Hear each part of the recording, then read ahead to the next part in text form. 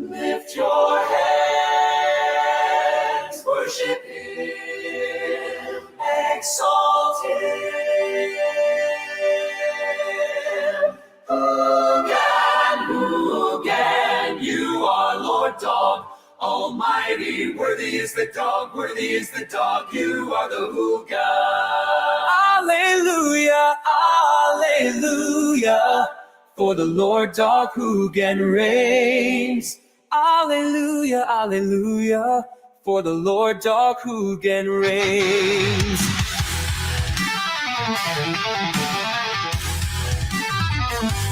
Hoogan,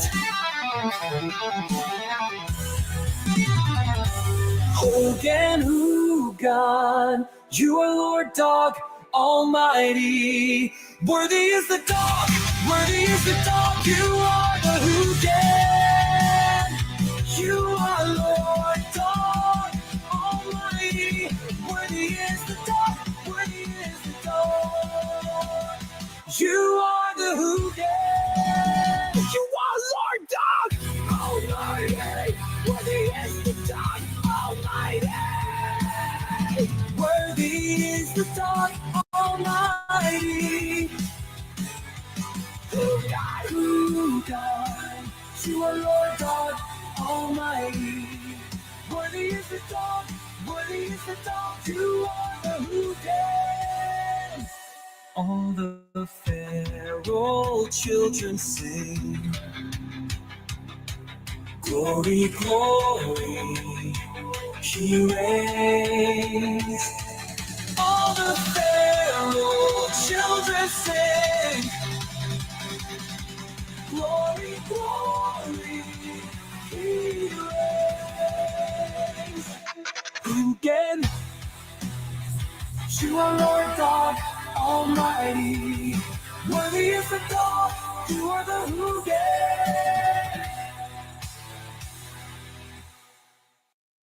In the criminal justice system, the people are represented by two separate yet equally important groups: the police who investigate crime and the district attorneys who prosecute the offenders.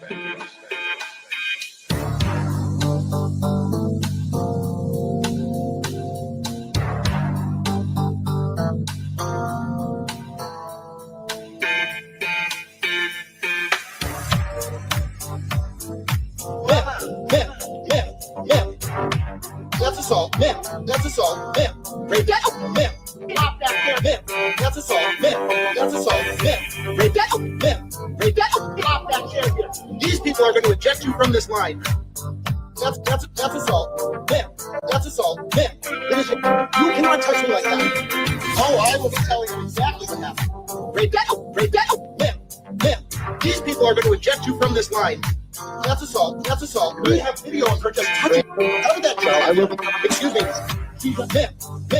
Excuse me. Rape that. That's assault. Excuse me.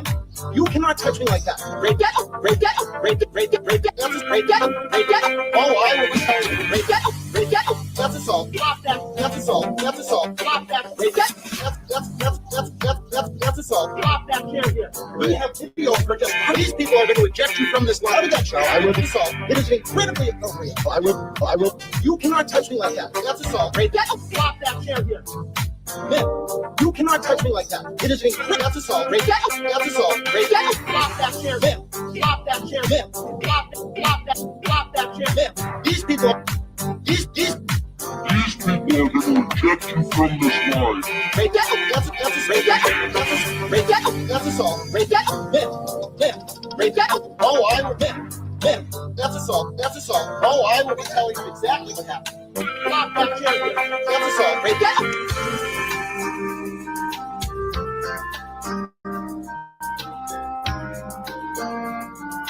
Man, that's assault. Man, rape that. Man, rape that. Drop that chair. These people are going to eject you from this line. That's assault. Man, that's assault. Man, it is. You cannot touch me like that. Oh, I will be telling you exactly what happened. Rape that. Man. These people are going to eject you from this line. That's assault. That's assault. We have video of her just touching. How did that show? I will be. Excuse me. Ma'am. Excuse me. That's assault. Excuse me. Stop that chair. Ma'am. You cannot touch me like that. Break that. Break that. Break that. Break that. Break that. That's break that. Break that. Oh, I will be telling you. Break that. Break that. That's assault. Stop that. That's assault. That's assault. Stop that. Break that. That's assault. Stop that chair here. We have video of her just. These people are going to eject you from this line. How did that show? I will be assault. It is incredibly offensive. I will. You cannot touch me like that. That's assault. Break that. Stop that chair here. Ma'am, you cannot touch me like that. It is incredible. That's assault. Break that. That's assault. Break that. Stop that chair. Stop that chair. Stop that chair. Ma'am, these people are going to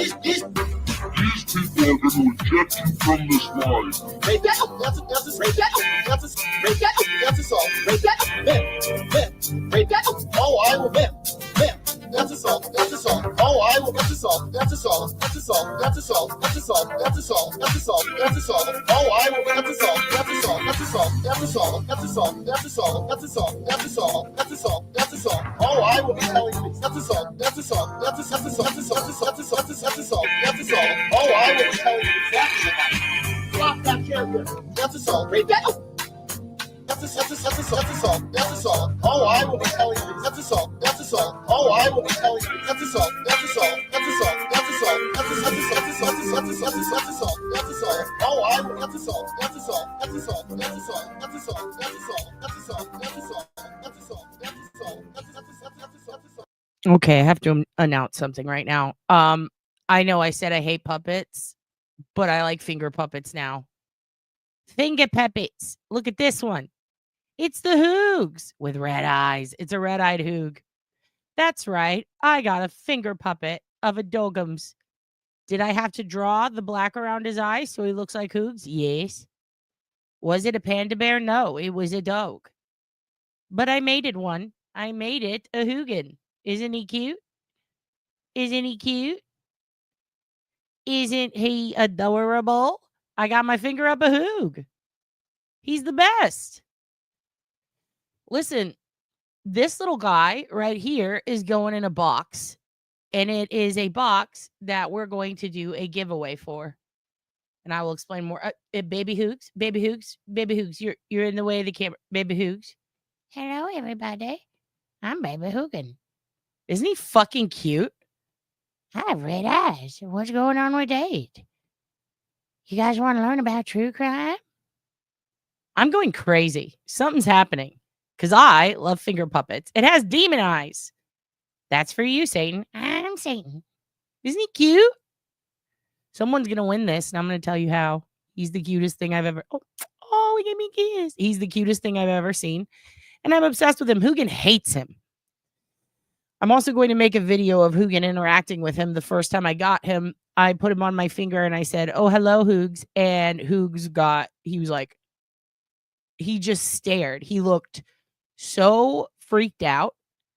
And then I made the little finger puppet kiss his nose, and he went like he was pissed. He immediately was like, who the fuck is this tiny version of me and why? He did not like it at all. Yeah, see, that's the thing. We don't fuck shit up. So we're not true crime technically. We're adjacent. We are adjacent. Yeah, they're not the same. They are not the same. They are so much cuter. I absolutely love them. Yeah, Hoogan thinks I was replacing him, but I was not. I would never. A voodoo doll? Oh, goodness. I guess I am doing voodoo. I'm fingering a voodoo doll. And guess what? It can be yours. And I'm going to tell you how later. It is. It's a mini Hoog. It's a mini Hoog. And that puppet will summon Satan. If you put it on your finger and you start talking to it, Hudson will call you at home and say, what the fuck are you doing? Get your shit together, you dumb bitch. That's what happens. The puppet was eating my hands. Hoog was scared. I can see that. Let's let this song finish. So, Lex... I'm going to show you guys something. I have exciting news. I mean, I don't have exciting news. DDP has exciting news. But for those of you who were here when we discussed DDP yoga and the magic of it and how it helped my friend Alex lose over 100 pounds, how it changed the life of one Mr. Jake the Snake Roberts, and of how this man essentially works miracles. Now, you guys know, I mean, you could look at me and go, that bitch doesn't do any fucking yoga. No, I tried though, and I did really good at it when I tried, and I'm getting back into it. I'm starting to do it. I got my mat out. I started planning. Did I do it yet? No, but I'm going to. I tried the other day, and then I think it induced an early period. Finally went away, and then it came back. Thanks, DDP. But other than that, I think it's great. I love it. It's not the Glazer. This is DDP. This is a man who's like in his 70s, and he can still wrestle, and he can still train people to wrestle, and he changes people's lives.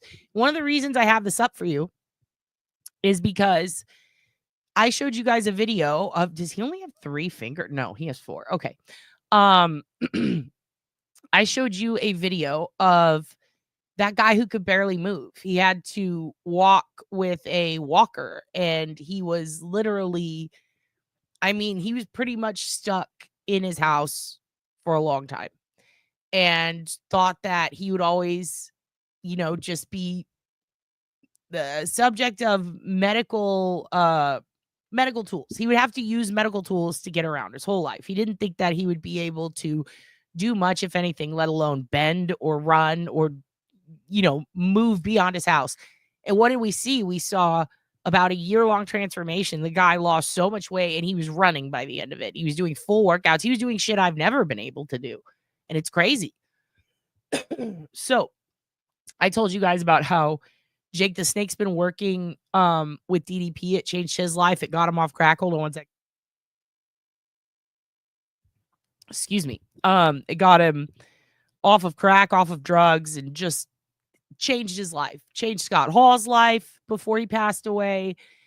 Changed Kevin Nash's life. Kevin Nash had 2 knees, and his legs were bent out like this when he walked. He walked like this. And now he can do all sorts of stuff. And yeah, Hugin does do downward facing dog all the time. He is my yoga goat, if you will. But I think I told you guys about Lex Luger, and if I didn't, let me tell you.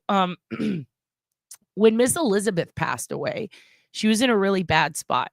She and Lex Luger were, I believe they were married, or they were a couple, basically, and they were living together. And there was a period where in wrestling, back when steroids were legal, a lot of wrestlers used them.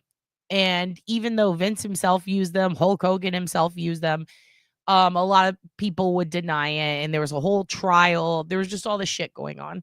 And eventually it came out that, you know, there's a wellness policy. Now they're not allowed to use them, but they were. And all these wrestlers were starting to experience side effects from either going off the juice or just years of beating up their bodies and not feeling it because of the medication they were on. And they would rely on pain pills. And that alone sent them into spirals. And Lex Luger was a wrestler who had a lot of injuries. He was pretty well known for having like a plate in his arm or his hand, and it was like part of his gimmick.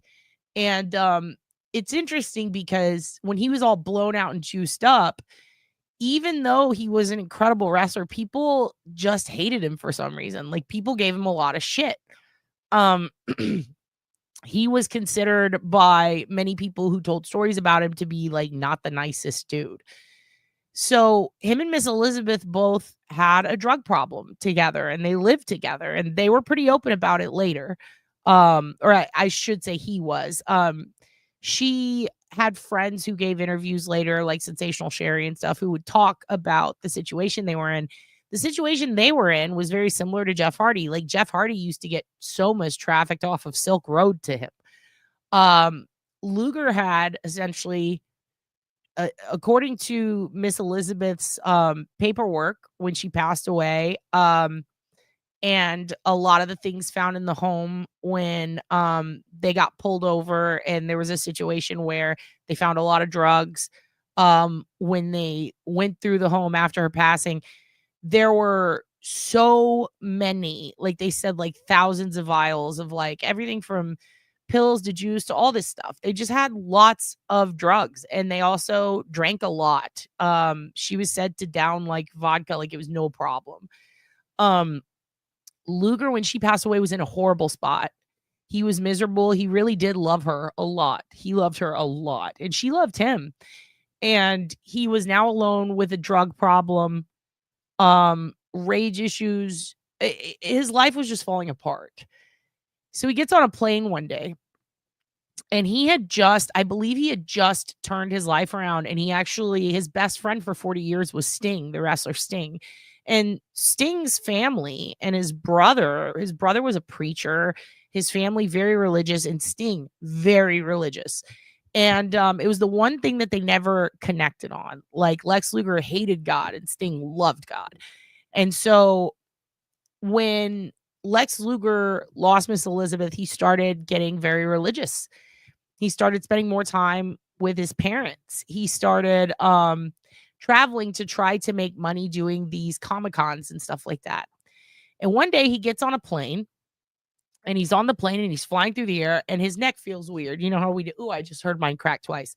Now you do this and you hear like your neck crack, and some people will do that thing, right?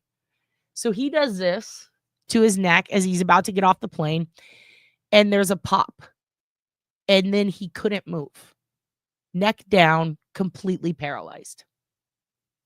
He had something wrong in his vertebrae, in his spine, so that when he popped his neck, he essentially popped like a sack of fluid or something. The way I was reading about it and the way it was explained in a couple of the podcasts that I listened to about it a long time ago, essentially what happened was he felt a pop, relief, and then boom, everything completely numb. He ends up in the hospital. They tell him, you've paralyzed yourself. You will never walk again. What was that? It was like me, almost spinal fluid. Yeah, he had fluid for sure on his spine, but there was something going on. I'm not sure exactly how that happened. It was a freak incident, but essentially when he popped his neck, everything goes numb. So at that point, it went from this strong, able-bodied man trying to get his life back together after a very tough couple of decades. Basically like spending a lot of time with his parents and trying to reconnect with family and friends, to his adult, elderly parents taking care of him. And it got so bad, he lost so much weight. He lost over 100 pounds of muscle. He was wheelchair bound, and he has been ever since. DDP loved Lex Luger. He has explained in some interviews how his best friend for a long time was like Sting and a bunch of other people who, you know, they all had various ideas of what Lex Luger was or who he was. And DDP saw the good in him and said, I want you to come with me, and I want you to live with me, and I will get you walking again.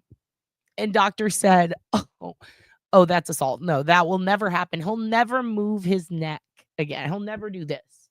He'll never do this. Like, there's all these things he'll never do. And this video came out. Now, I saw some of it, a little bit of it, and then I just burst into tears. I was like, I'm going to watch this with the kids because this is amazing.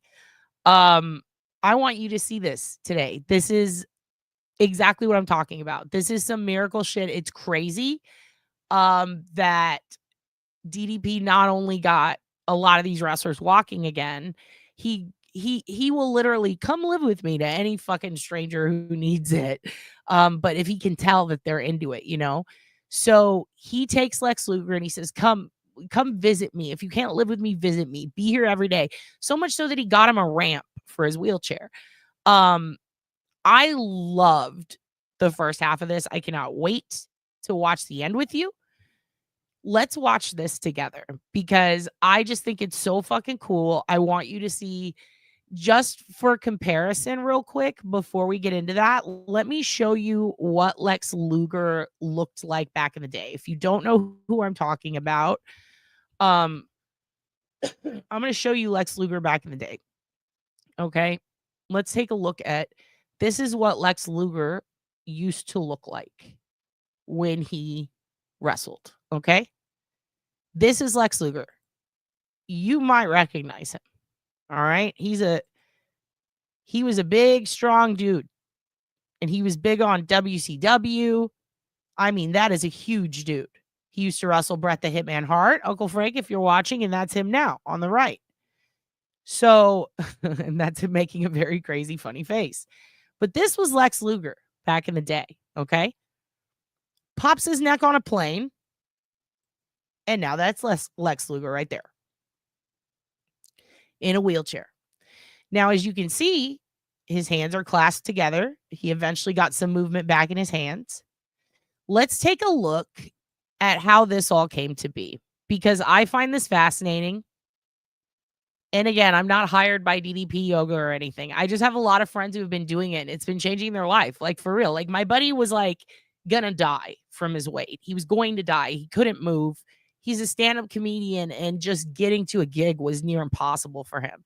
For him to move to Vegas, do this shit, lose enough weight so that he can go back on tour. Now, I do think, I'm not sure, I need to talk to him about this, but I do think he might, he didn't just move his neck, he went to pop it. He goes like this, and something happened. He had like a fluid sac or something in there that busted, and it fucked up his vertebrae, and he just went fucking paralyzed. And it's really crazy. Like, it's such a sad story. But my buddy lost like so much weight doing it. It really changed his life. And I mean, this is a guy we were like, Alex, like, you're going to die. Like, you need to get your life together. And boom, boom. And look at Rubicon. I broke my neck years ago. All good. No worries. C5 to C7. Oh, thank Christ. These stories are uplifting and empowering good. Like TJ, Natty Neidhart's husband, he broke bone right back here. They said you'll never fucking wrestle again. You will never wrestle again. If you fall wrong, you will die or end up paralyzed forever. The exact bone that he could have broke to end up paralyzed forever is the one that Lex Luger broke just popping his neck on a plane. Now, that is not something that is common for everybody. But because of like what she said, look, someone said it perfectly. The years of repeated damage to that area that allowed it to happen. Yeah. But you don't, that's the thing, is you don't know. Like, his neck, it seemed like he would have normal aches and pains, but it felt fine. It felt fine. And then one day, boom. One day, boom, he cracks it, and then just casual, trying to get it popped, and then boom. Scary, terrifying story. Made me not want to crack my neck for months. But let's see what's going on now. Let's see what's going on now with him. Oh my God. Amazing shit. Amazing shit. This is what I'm fucking talking about, okay? Let's watch this together. Is in a wheelchair, obviously. And he spends pretty much all of his day in the wheelchair. Occasionally, I'm sure he's standing up to try to turn those muscles on. But in the wheelchair, he ain't walking up the steps. So I got to pull him. By the way, he got to the point of standing up because of DDP. Up. It's only 2 steps, but I'm a little nervous because I sure as hell don't want to lose him and falls out or whatever. So my wife, Paige, got him a ramp. So let's take a look at how Paige got him a ramp. So sweet of her. And I also love this because I didn't know you could just buy wheelchair ramps on Amazon. And I have a couple of friends in wheelchairs, and I'm like, dude, I should get them this, because you could collapse it and take it everywhere with you. So if somewhere isn't ADA compliant, boom, fucking genius. Oh my God, I don't think we can build anything. Look at that. This is a portable ramp. Right? Oh, wow. That's pretty damn cool. I can't wait to surprise him with this. Yeah. Open this garage door here. Make sure my butt looks small. Okay. All right, so. It's not what I expected at all. I'm excited about this. By the way, love his wife, Paige. Love her so much. She's like, make sure my butt looks small. Paige, you're the best. Oh, look at that. Whoa, we got a ramp. Do you see that? Yeah. Do you see his legs? So he had a wheelchair for a while that was akin to the one that Stephen Hawking had. Like, I remember when he had the Christopher Reeve style, like he could not move even his bottom feet. Look at this shit. Well, Jonathan, you're strong enough just to push you right up. You ready? Yeah, you got me, right? Yes, sir. Watch this. Here, little wheelie. Yeah. Oh, yeah. Teamwork. It works. Now, did you have that, or did you guys get that special for me? I ordered it. I ordered it. Amazon. Look at his I got arm. one in my Look at his house. hand. I come in the garage on it. That's great. That's awesome. Yeah. Look at how far he's come. They said you will never move any limb below your neck. And look at this dude. I was falling out of the chair on the way out. I know. That's why I didn't want to take a chance. Whoa. I saw that, like, oh no, wait. I'm ordering one right now. Over the head, face first bump. Are you a wrestler? I am. I'm coming one. You look like a Not wrestler. yet, I'm working on it. I'm but working on it. I'm speaking it into he just existence. started. I think the plan is By the way, I love how these wrestlers, you'll see them pop in and out of DDP's videos. When you're a young wrestler, there are a couple of rules when you first start out in the business. Number one, shake every hand. If you don't shake an old vet's hand and you're backstage, that could be the difference. And I'm not kidding. Any wrestler will tell you this. That could be the difference between you getting a contract or not. All it takes is one person to say he didn't shake my hand and you're out forever. You're never going to work for WWE. You're never going to work for XYZ company. That's just how it is. You have to pay your respects. It is so awesome when I'm watching these DDP videos or any videos with wrestlers to see the young wrestlers not only so respectful. If they're around Lex Luger, Jacob Fatu, the scariest motherfucker in the business, already has a contract, does not need anyone's help. Cousin of The Rock. Seeing Lex Luger going in, he just turns into a little kid again. He's like, oh my God, Lex Luger, let me help you with your wheelchair. And he picks his wheelchair up and puts it in the back of his car for him and helps him. It's so sweet. It is so sweet. So it's really cute to see like a new wrestler who's coming in and he's like, I'm here. I'm bringing Lex Luger here. Like this, like, and he brings him in the wheelchair and he's just with him all the time. And it's so cute. I love seeing them pay their respects to people. I don't know why, but I just love it. For us to get our day 2 workout, see how Lex knows if we're doing the app. When you start to get headlight, Look at you that. tell me, okay? I think I'm good. No, but look at me. I know you. I didn't realize Sting and I, who traveled the most together through all these years, we never talked about anything spiritual. All those thousands of hours in the car together, and I didn't realize his brother was a pastor, his older brother. When he got saved back in '98 and tried to get me saved, I was like, "What has happened to you?" And I found out his brother was a pastor. Your brother's a preacher? I go, my gosh! I thought Sting lost his mind. I was mad at him. I thought I'd lost my best friend. He didn't want to party anymore. He didn't want to drink a beer. I was mad.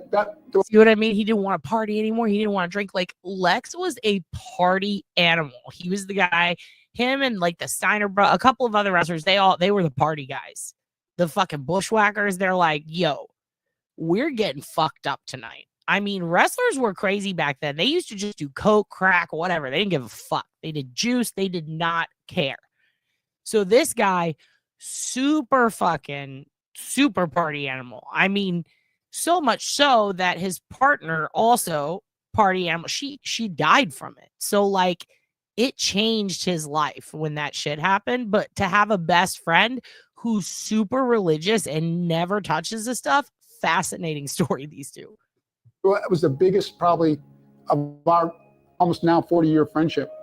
That was the biggest separation point for him and I for a while. And I now realize he got saved, he became a follower of Christ, like I am now. And I didn't understand it. I was mad at him. Stinger, I talk about, man, it's so good that you got saved before the spinal cord injury. And as someone who, by the way, is, I grew up religious. I no longer am. But I do respect when someone says that they've been saved or they've changed their life around. I respect it. You know what I mean? Okay, whatever helps you get better, good, do it. As long as it doesn't hurt other people, good, do it. I really like this guy. By the way, I just noticed he said right before the spinal cord injury. I forgot it was like a week before, I think. It was immediately, like right before. Fascinating stuff, though. Because Steve said, man, the way you were back then, Lex, if you had that spinal cord injury before Look you at got, that. you would have offed yourself. because you were all about the gym and your body and walking in the room and every head turn. He goes, you lose 100 pounds of muscle and being paralyzed from the neck down and being in a wheelchair. He goes, so I don't think you would have made it. We talked about that. Tell me when. Whenever you're ready. Watch this shit. Whenever you're ready. Watch this Let's shit. go. Up. Good. And right DDP got How's him that feel? standing in there. All right, This is let's do that. crazy. Good. And back down. And up. Just going to do 5. That's it. That's 3. Good. And back down. Try not to bounce at the bottom. 4. And down. Good. Last one. Good. Awesome. And back down.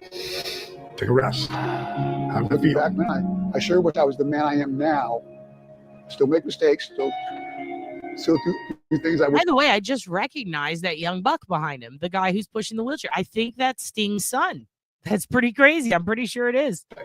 I didn't do, like with my own children. I don't have a relationship with them.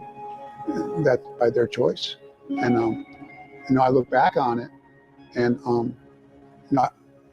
I can only let them speak for themselves. But you talk about regrets. They were chased out of school with TV cameras when they were kids, and when everything came down, the lies and the drama and the drugs and the alcohol, and oh my gosh, the roller coaster ride that I was on was taking them through. They were just, their lives were dramatically, affected. And so, I wasn't the kind of husband or father that I should have been back then. I do understand there's consequences. I'll always be hopeful. Maybe someday I'll have a relationship with my children. I think I told you that, but if not, I hope I see them in heaven. I have that hope. Come up. Look at me. I just for the fuck of it, okay? Look at when you go down. Try to do your momentum. Just for the kick fuck of yourself it. out using your legs and not as much on the hands. Okay. All right? We all know deep. Bro, you can move your head, your shoulders. That's good. You're moving something. And looking back now, how my relationships evolved with DDP is amazing. He was one of the guys that. Do you see this? 2009. 15 years these bros worked together. And this guy could not move. His hands were just flopped down at his side. He could pick up the remote a little and move it. But see how his head is straight forward? Like he could barely move his head. Would come there, and you guys ended up working with me. You taught me how to do DDP while you're in bed. And I've done that every morning since I had the ability to even do that from a bed. Okay, I can't do this. I don't you can do a little bit, but I'm not supposed to bring my legs in across me like this very much. Yeah, talk about now. Here we are, full circle. Yeah, I've made It's like 2 I'm big not runs of supposed to trying to move walk, my and head. stand, and fell too much because of my all-in personality still there. It's just a test. Yeah, no, I'm with it. Where you're at right now. You can still use it on the way Go down. down. Still use it on the way down. On the way up. That's okay. That's okay. Bro, really good. But see, now we know where you are.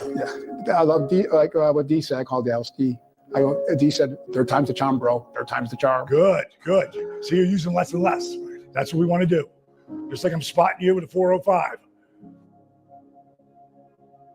Isn't that wild?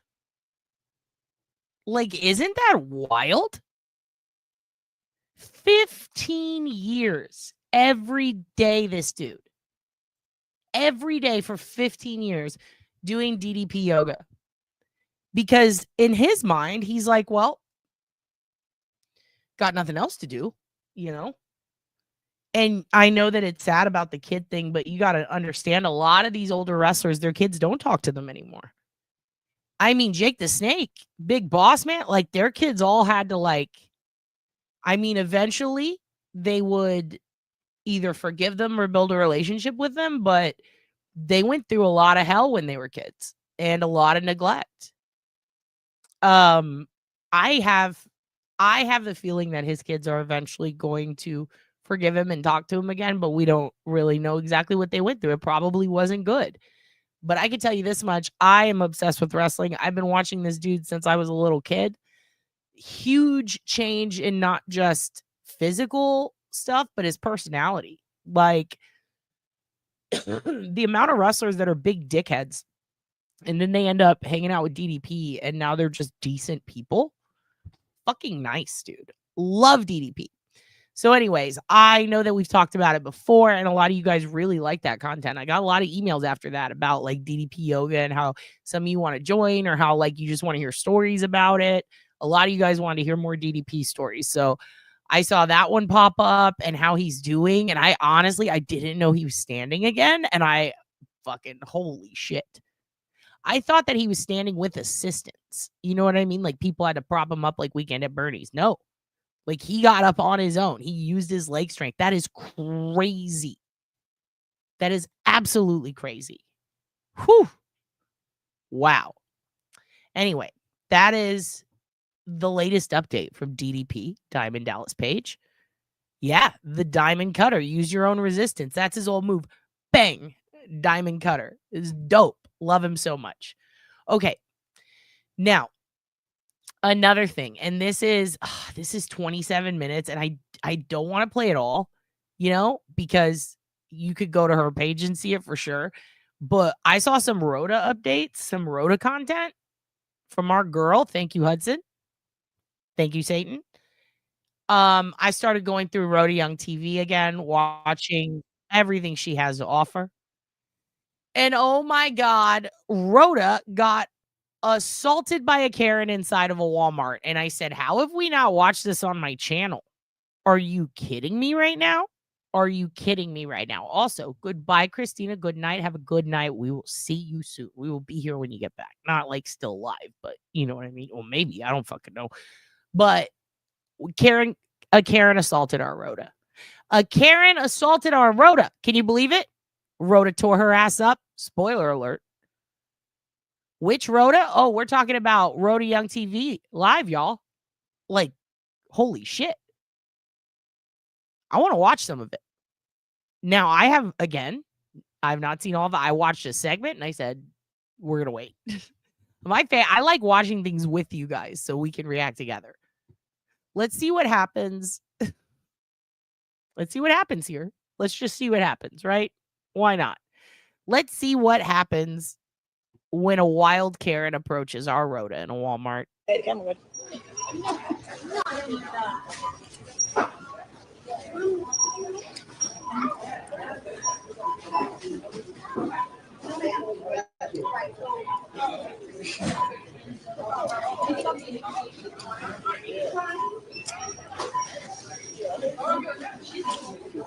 She about to go off in this bitch.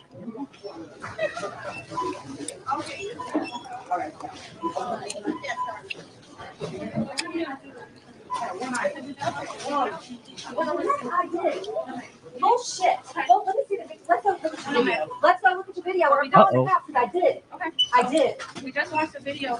We'll back up a few more minutes. I don't know exactly what time I walked to the fucking store. What? You're pissing me off. Okay. And this is bullshit. This is bullshit. I came in. I put it in the car and walked through the damn door. Let me see your video. And let me see the rest of my merchandise. Where's my steering wheel? Yes, I did. Let me see the video. Can I see the video? Yes, you can. Yes, you can. Where's the rest of my merchandise? I will get you your stuff. Let's make us go. And my receipt. Let somebody else go. This I already have. I'm not trying to fucking take it off. You guys, this is ridiculous. Here's my steering wheel cover. And my receipt. And I want to see the video. I can't show you the video. That's bullshit. I came in here, the line was long with my return. I said, well, since the line is long, I'm going to go back there and I'm going to get what I need and then come back. The line was in. She said, well, what time did you come in? I don't fucking know what time I came in. 10 minutes ago. Back it up 20 minutes. We did. We backed it up when you came in. It was in the cart. Yes, I did. It was right here in the cart. The blanket was here. This was here. I will go get your table. Okay. Go get it. And my receipt. This is bullshit. Now, I can't really tell. Okay. I can't really tell. So she came in with the item, right? She says, I figured I'd get the replacement item. So she walks to the back, comes there, and now what? They're saying, oh, you stole this? I'm very confused.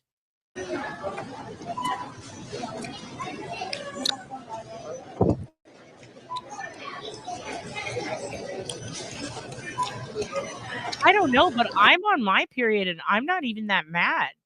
Like I'm not even that mad at either of them. I'm like, well, what's going on?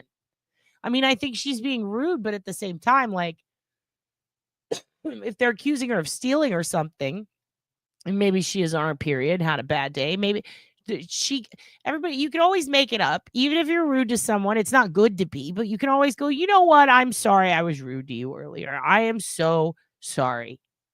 I'm sorry. But so far, it looks like she's doubling down. She's getting pissy. She has not said anything to Rhoda yet. Seems Rhoda is following her.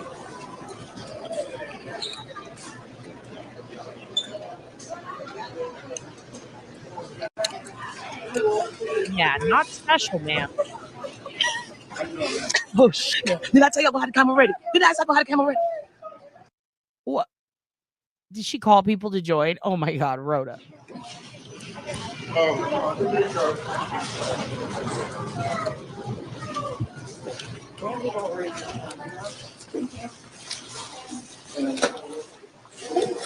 Look at the fucking cameras outside.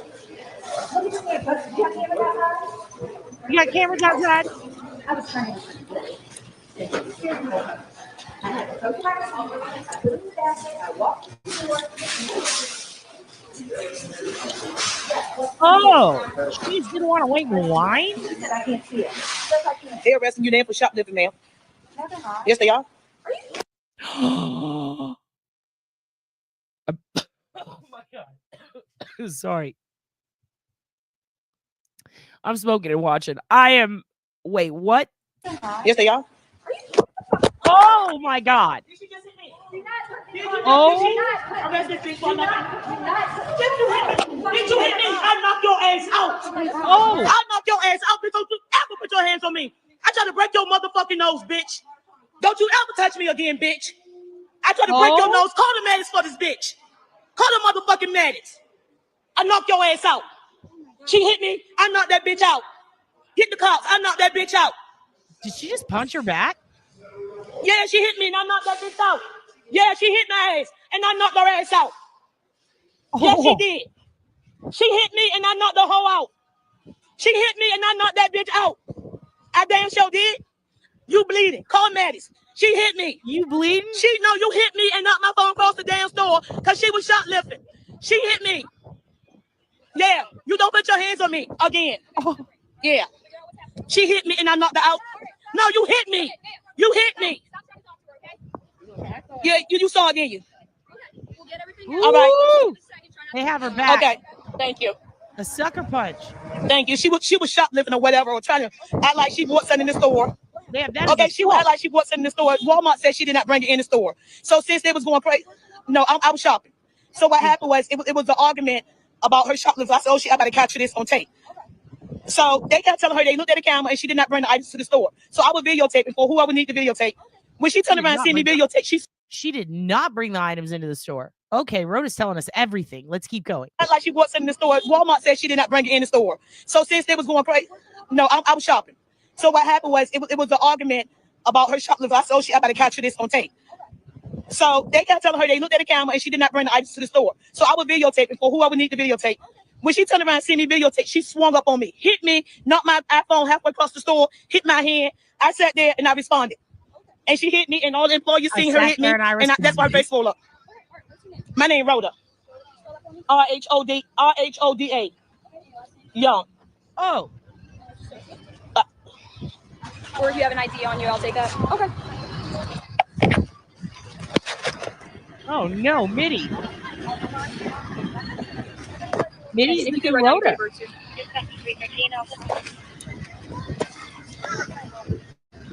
Let me tell you something. Someone told me this one time.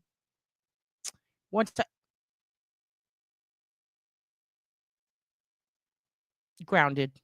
Okay, one time someone told me that the big difference between like a Karen, a meth head, a crackhead, like someone doing sneaky conniving shit, the big difference between them and someone who's just fucked up and in their own world, you know, like essentially the difference between like a drunk or someone who's maybe on a downer, maybe someone on Xanax, maybe someone on like something awful like heroin.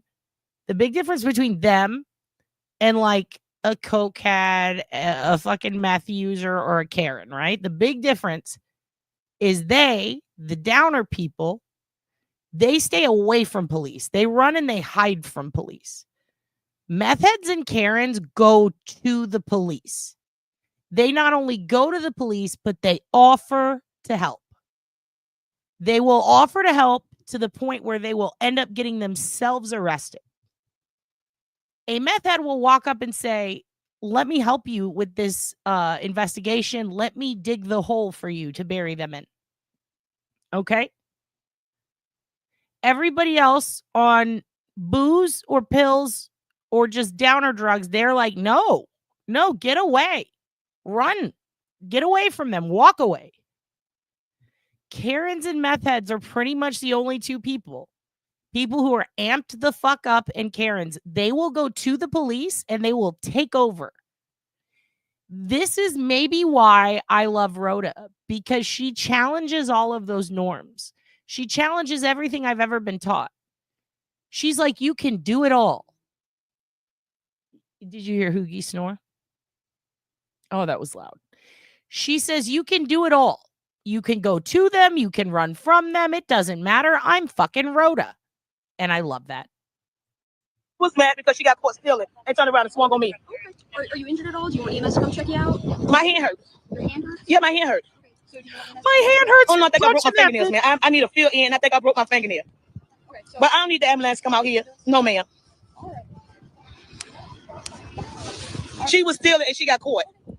Okay, baby. Yes, ma'am. Yeah, okay, I gotta go get my stuff. Yes, ma'am. This woman's holding a fucking symposium under a tree like she's goddamn John Ray, just lying. This is fucking crazy. And Rhoda's over here like, yeah, I'll be honest with you. I broke my hand.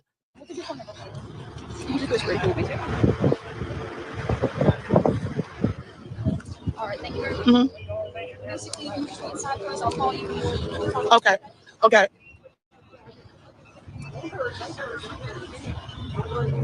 Yeah. I love how this lady's like, I'll just give you another one that stole on me. She stole on me, guys, in Walmart. I tried to knock her, my whole hand sore. This is the second time I had to reach back and almost break my knuckle. Her whole face swollen up. I tried to kill it. Hey, did you see that face? Hey, did you see that? Did you see what you see? Hey, she sitting there with her hands on you. She snapped your phone out. She snapped the phone. That was it. She stole her head. Boo. That was it. That was it. Ball game. Hello. Knockout. Knockout. She was there, bro. She threw my phone. She hit me so hard, my phone went flying to the floor. No, I think she's in Virginia. I didn't get puzzled. We're going to show you what we do. Hello. How we get out? We'll knock your ass out. Just like that. Yep. That's what happens. Just like that. God, I love her. Let's see. Anything else? I'm last, sister. Oh, my God. I'm last. I saw the whole thing inside. From the time she started filming, inside. That lady got mad because she got caught trying to steal. Yep. She tried to come in here and steal Walmart property and then return it. That's exactly what happened. And they went and pulled the tape. She tried to steal Walmart stuff and tried to return Walmart property. I love her so much. And they pulled the tape and said, "Ma'am, you did not bring that stuff in here." That's what they told her. And then she started going crazy. That's when I put my phone up because I knew it was going to be some trouble. And then they walked her to security. I said, "Man, they're going to take you down for shoplifting." Yep. And she turned around and stole on it. And snapped that phone and it was over with. It was it.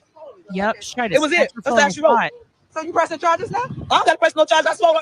She took a 2-piece. She took a 2-piece. She good. She can walk. She can walk. She bringing the chicken to the cookout. She bringing the chicken to the cookout. A 2-piece chicken snack. She can walk. I don't want to press no charges. We good. Let her remember that. Put her hands on people when she look in the mirror for the next week. Don't touch me no more. On TV, y'all. And the lady right there, she said, "Oh my God, oh my God." There we go. No, she didn't just hit her. I said, "Ma'am, did you hit me? Did you hit me?" Boop. Good night. I'm tired.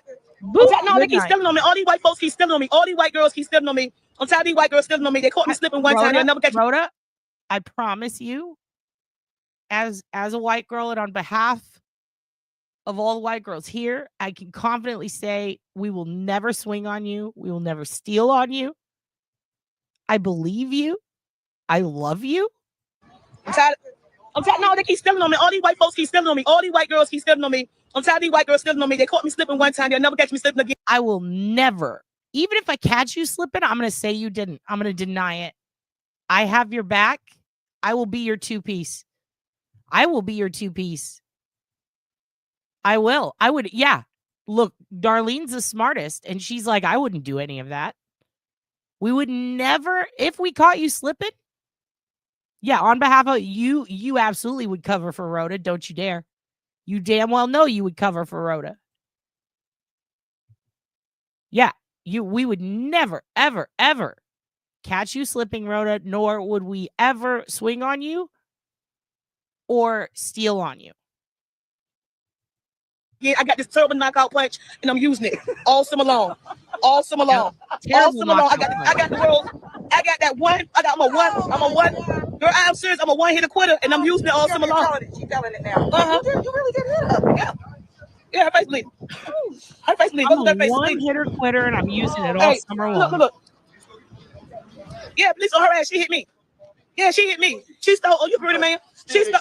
And take it back in there. It ain't gonna work. She tried to go in there and steal their stuff, take it back in the store. It ain't gonna work. It ain't gonna work. Hello? And you mad at them, and you gonna steal on me. That shit crazy, man. But did I do right? Hello, damn right you did right. I would do the same motherfucking thing. Yeah. Shit. That me Stop my motherfucking phone. You won't stop nothing else. You won't stop nothing else, bitch. You gonna wake up swole up tomorrow morning. Look, Rhoda can call me whatever she wants. I don't care. Her face I don't care. Yeah, we check her lighting. Not only that, I would take the camera from her and go, I'll stand behind you and follow you, Rhoda. You do whatever you want, hun. I'm just living in your world. You point, you direct, you tell me what to do. I got you. I ain't got time for this. Because she's shoplifting. And I said, ma'am, you going down. You got my stuff still there. Ma'am, you're going down. You paid for it. Did you get the pants too? How about the pants I was returning? You paid for the pants. Look, Rhoda just inadvertently stole pants. Oh no. See, and this is where, look, we caught her slipping. We're not going to fucking talk about it. We're not going to talk about it. I didn't see shit. And good. Tattletale turn rat. Good. This is, do you not know, men? This is a channel. We are pro snitch. Fucking tell. If somebody's doing something shitty to you, tell people. If someone's doing something shitty to other people, tell people. Snitching and stitches. So they're just stitches. They fucking heal. And then you have a scar. It's just snitching. And let me tell you something. If we had more snitches, then people who do bad things wouldn't get away with it. You got to snitch. Now, here's the thing. Rhoda accidentally stole those pants. We're not going to snitch on her. That was an accident. There's no malicious intent. The cool thing about snitching is you get to be the judge and the jury. God, I love her. Oh, she just clarified. They did. She wasn't inserting herself in other people's business. They were in a public spot. It was everyone's business. They were in a business. They were inserting themselves into Walmart's business, if anything. I mean, look, let me put it this way. If you see a single mom stealing diapers because she ain't got no damn money, just shut the fuck up and let her do it. You know? It's a very thin line between ethical snitching and unethical snitching. If you see someone starving and there's a bounty of food and they take a little extra and the rest is going to get thrown out, just let them fucking do it. What's your problem? She saved Walmart. She did. It's really about ethical boundaries. You gave your dog slices of strawberries and apples this morning. Came home to dog puke with chunks of apple on the bed. Should have given them a raw dog egg. Yes, I am going to be testing the egg thing. I am going to be testing the egg thing so that you guys can see what he does with eggs. Rhoda would tell on a pregnant woman. Now, we can't control Rhoda's ethics, but it is fun to watch. It is fun to watch. That one guy's house was burning down and she snitched on him. I mean, you know. Yeah, a steering wheel cover is not one of life's necessities. And see, the thing is, if she would have just stole it and then got caught and been like, yeah, I tried to steal it and then take the L, fine. But she wanted to ruin these other women's day and they have to work at Walmart. Like, damn. At that point, she was being a bitch. I mean, at that point, yeah, his hair was on fire. Sir, you're on fire. I love that. I love that. He was his own smoking gun. Jesus Christ, Hudson.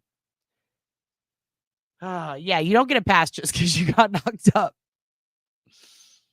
I mean, if Jen McCabe was pregnant, would we just let her lie on Karen like that? You know?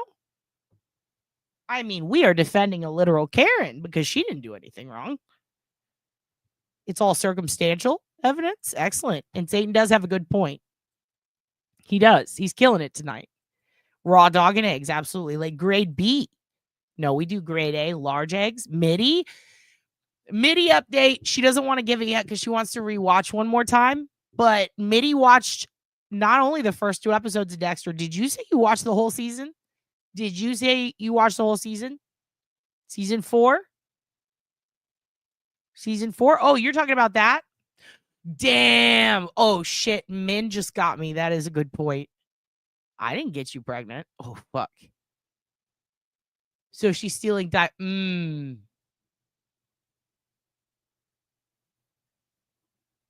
If she's being a bitch, it changes things. But if she's not being a bitch, just let her do it. Yeah, I think that's how it goes. If she gets caught and then she cries and says, but my kid needs diapers, buy her the fucking diapers. But if she gets caught, she starts taking swings at the people working there. And Rhoda, oh, yeah, right? Damn, that's actually a good riddle. I think you came up with a pretty good riddle there, Min. Dude, you'd be a good lawyer. Damn. Okay, anyway, back to Mitty. Okay, so she watched Dexter. She watched season 4. Mitty said she gets it now for that season, right? You get why we were freaking out about that season, Trinity Killer?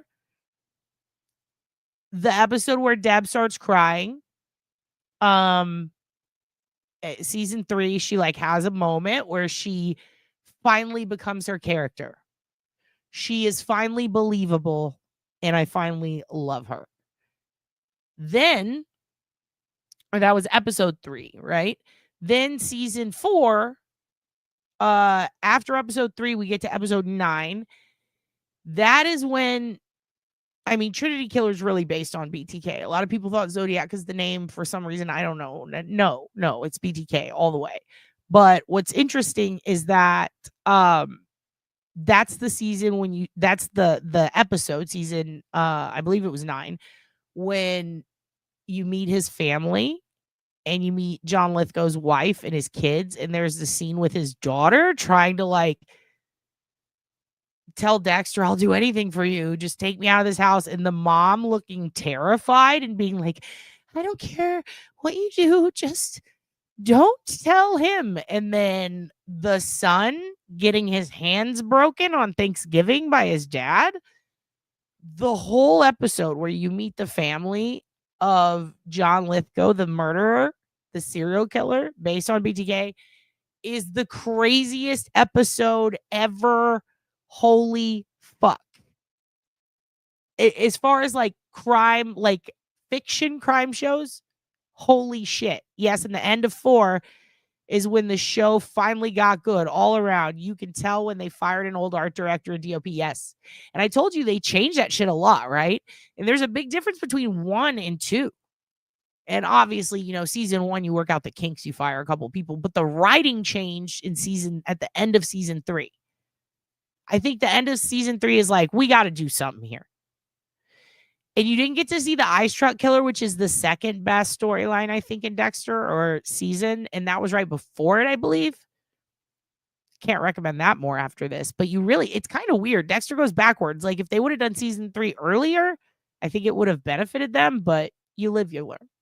That is the best fucking season of goddamn near anything I watched in a decade at that point, because it's the slowest build too.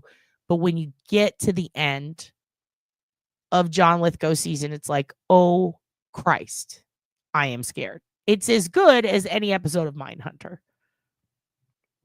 Yeah, the last season was fucking terrible. It was really bad. When they stopped using the inappropriately placed Cajun music. Yeah. They definitely tried to I think they got Haitian and Cuban combined for a while. And also the whole like way that Dokes' character, while ironically we all love him, that whole first season, it didn't do the series any favors. Like, yes, it was funny later. A decade later, it was funny. But at the time, it was like, why does he hate him so much? Like, it was funny that he called him a creep all the time and was up his ass like Rhoda. But I don't like what happened with Dokes. I don't like it. And I thought it was too far. And I thought that it was like, I mean, kind of honestly, low racist. Like, you take the main character, you take the what? Really? Really?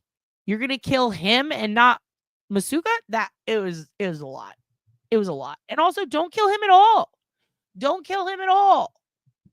I don't know why they killed Dokes. I thought that was shitty. I mean, I know why, but I don't understand why that storyline had to happen there. It could have been at the end. They could have saved Dokes for the end. He could have hated on Dexter so many seasons. It would have been great. And that actor was really good. Fucking Julia Stiles. Yeah, they killed the Token immediately. And he was great in Dexter, Miss Jessica. Mitty finally, we're like, you got to watch that one season. It's the only good season. Not really a spoiler. I won't spoil season 4 for you. That's the good one. The B plots in this show for the first few seasons were so annoying. They were terrible. And they were pointless. They were a distraction. It got weird when they tried to do the sexual sibling thing. They're really not spoilers. There's so many storylines. There are so many storylines going on in Dexter at all times that, like, even if I spoil something for you, you won't remember it. You absolutely won't once you start watching it, because it's got 5 subplots going at once at all times. At all times. Also, there is the whole show's about a killer. He's a killer. So here's what Dexter is about. If you don't watch Dexter, I'm going to tell you everything without spoiling it. He's a serial killer who kills serial killers. Now, some people will say bad guys, but no, really, his job is to kill serial killers, like people who are repeat offenders or repeat killers, or they're doing it maliciously. They're doing something awful. Season 4, I think, was the best because a couple of things happened.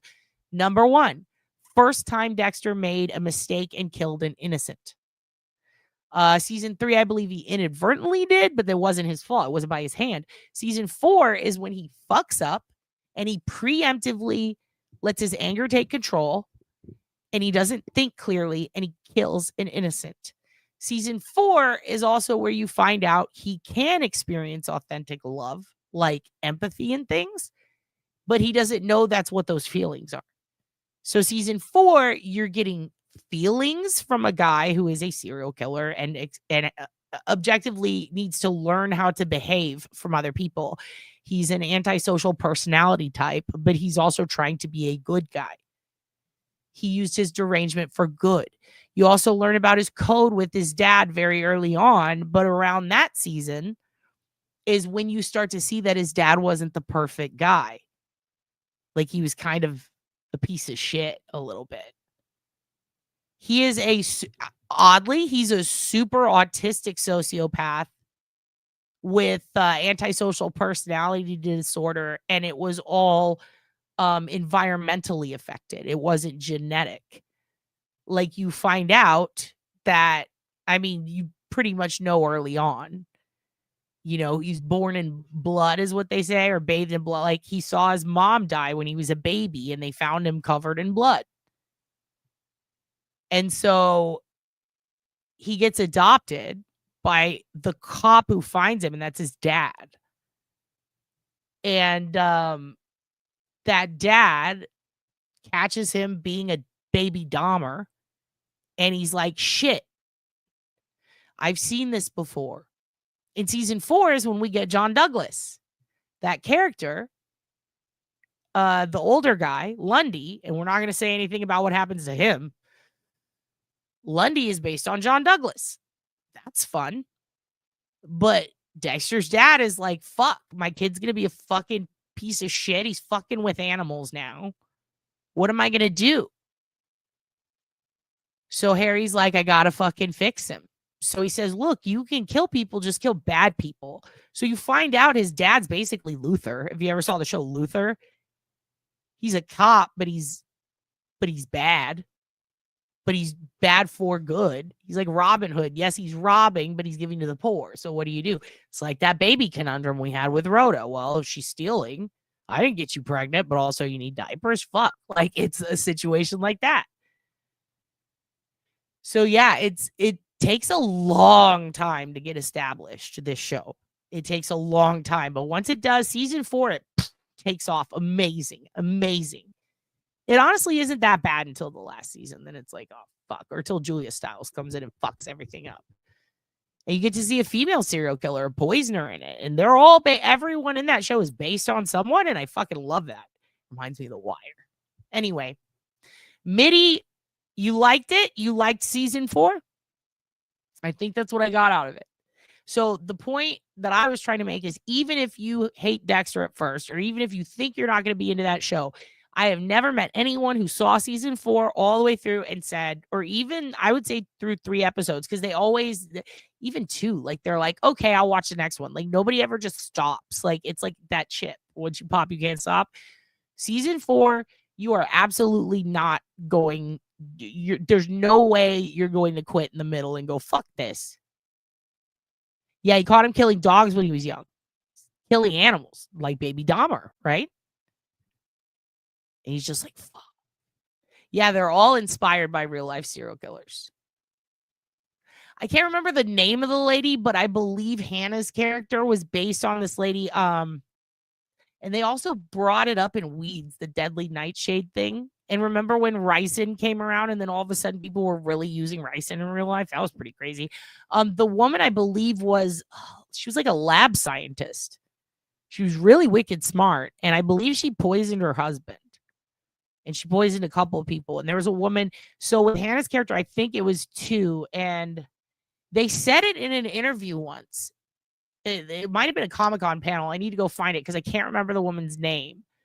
But I remember it was a lady that, like, she was like a chemist and she was ordering chemicals, but she was also combining with shit that she grew around her house, like plants. And then there was another woman, I want to say in Texas, and she's a black widow and she's killed like 4 husbands, and they just had another First 48 on her, and or Dateline. It was fucking crazy. No, she wasn't Eileen Wuornos. No.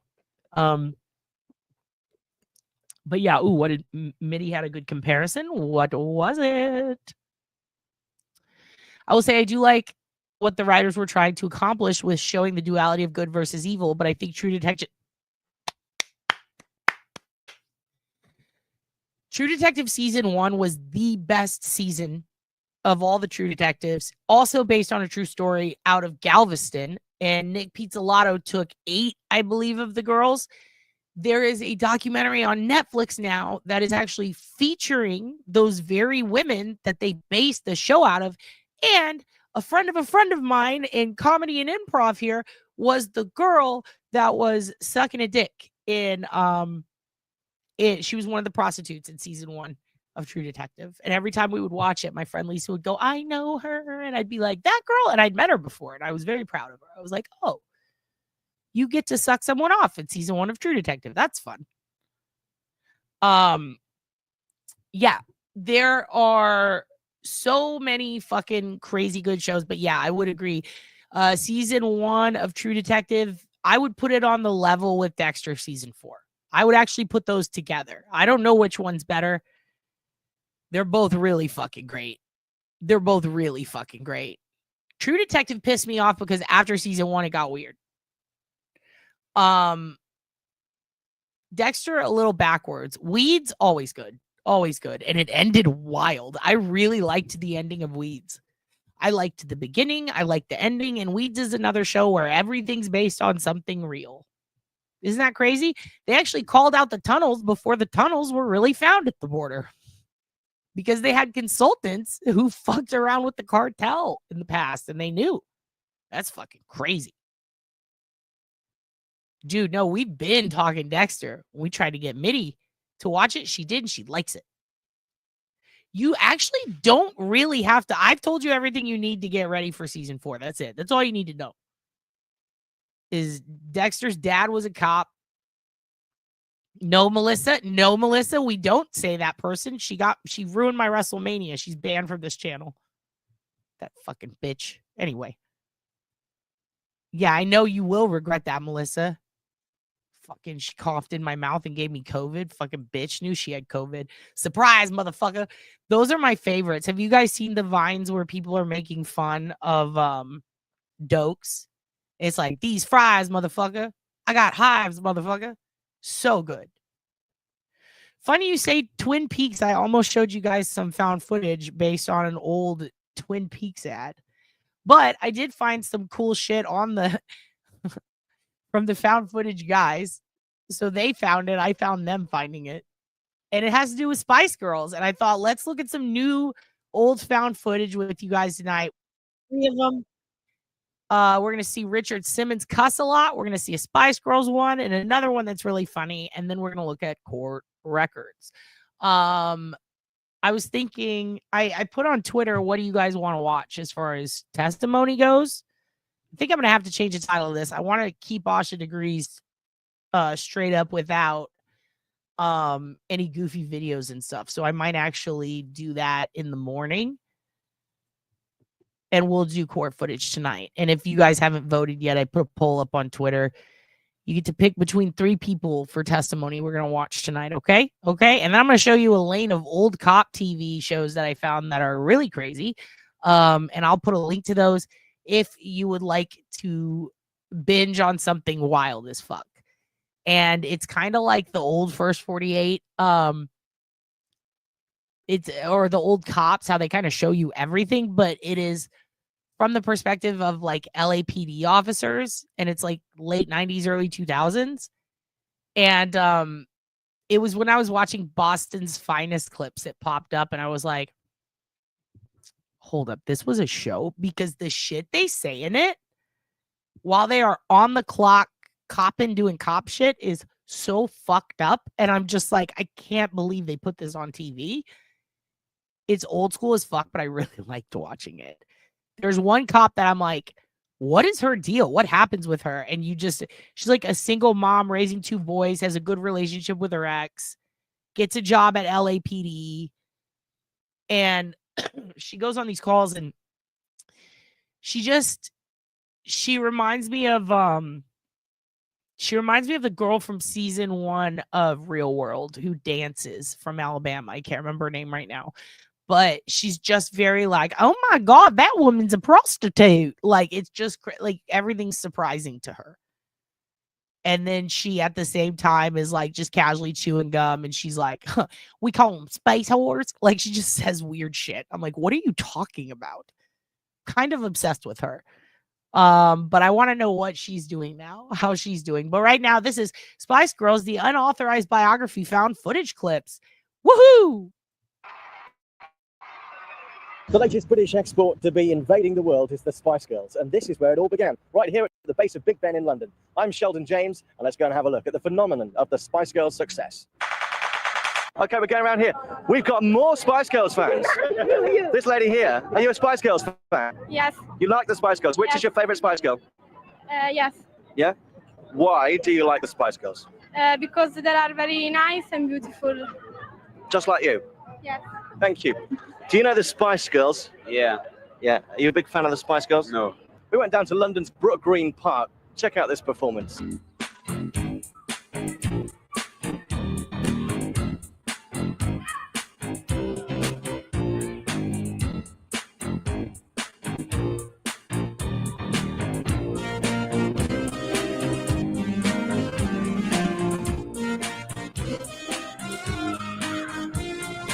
Hi, excuse me. Can I just stop you playing your Game Boy a sec? Do you know the Spice Girls? I'm not Italian. We So- are not Italian. You're not Italian? No. Well, that doesn't matter. Do you know the Spice Girls? We know the Spice Girl. Let's go. Hello, excuse me. Oh, do you like the Spice Girls? She doesn't want to play, does she? Sorry, okay. She doesn't want to play. The hats. Girls with hats. They're not game. Do you see the big difference between Rhoda Young TV and this guy? This guy walks up, asks a question, everyone runs away. He doesn't know how to ask a question. He makes everyone uncomfortable. Rhoda would never pull this shit. Look at the reaction of the people in the hats. Spice Girls. She doesn't want to play, does she? Sorry, okay. She doesn't want to play. The hats. Girls with hats. Oh shit, Mitty, I think Jensen lives here. He owns some bars here, I know that. And he is very nice, and everyone here likes him. Everyone in Austin likes that guy. And there was a guy who was on The Bachelor and he bought an aquarium bar with sharks in it and then he fucked it all up. And I don't remember his name, but he was a pretty big deal on The Bachelor and then he came here and fucked everything up and no one likes that guy. They're not game. Anyway, that's the unauthorized British invasion of the Spice Girls. Now, I know that there are some folks from Ireland in here, so I toss this in here because I have questions. Okay, I'm not trying to be rude, but I'm about to be very rude. Listen, what the fuck is wrong with you guys? Ireland, this isn't karaoke. Why are you doing this to yourselves? This sounds upsetting. I mean, I get Korean karaoke is like meant to be goofy, cheesy, kind of campy. This is depressing as fuck. Is this real? Is this how it was? And is this why Irish people are like way nicer now than the portrayals? Like, remember back in the 90s when it was like Irish people are just drunks and they want to fight? I feel like all the Irish people I meet now are super nice and loving and sweet.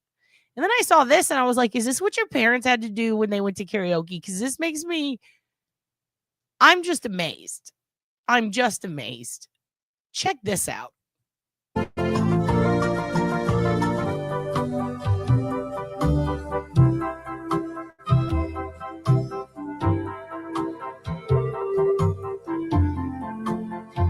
I can see by your gravestone you were only 19.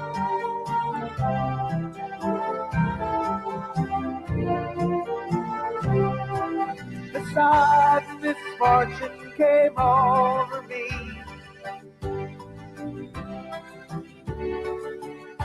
But the sorrow and the suffering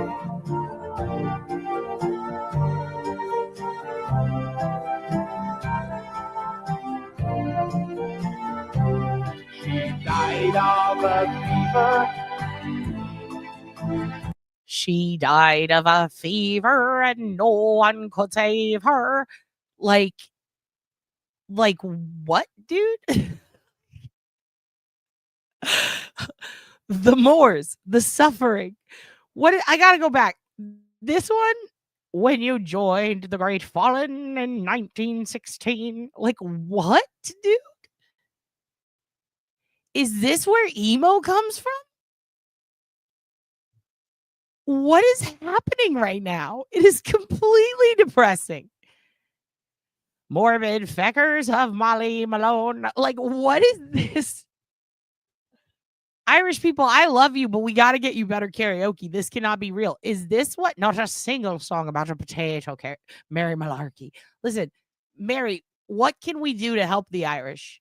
What can we do to help the Irish to make their karaoke better? Because this is so sad. Is this what they were doing at the parties before everything that happened at 34 Fairview? Is this why it happened? Because this is fucking sad.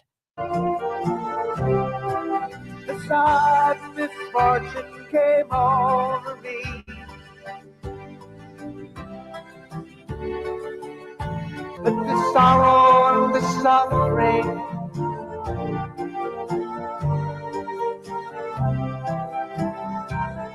the suffering and the blood and the pain, the killing and the dying, they were all done in pain.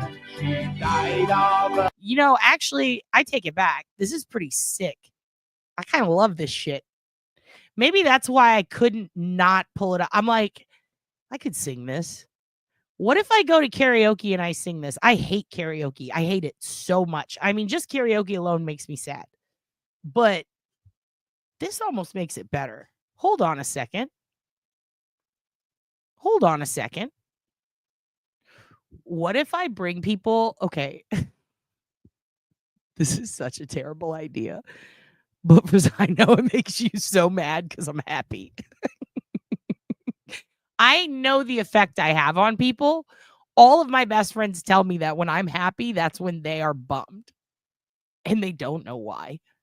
I'm telling you, you don't know yet, but the reason that you're happy right now or you're sad right now is because I'm experiencing joy. That's my fault. I'm sorry. But this could be great. What if, okay, just hear me out. This is Guar. This is Guar. Absolutely. What if we have people from the trial on? Like from the Karen Reed lexicon. What if we try to get Runkle the Bailey on? What if we try to, I'll get Boston Mike or Rob or whoever the fuck from Boston fucking Richard, whoever the fuck. Boston, there's a ton of Brians or Chris's. We'll find one of them. We'll get a fucking Boston guy here. Boston. I'm going to call it Boston from now on. We'll get fucking Uncle Mike. What if we get Papa Sean on?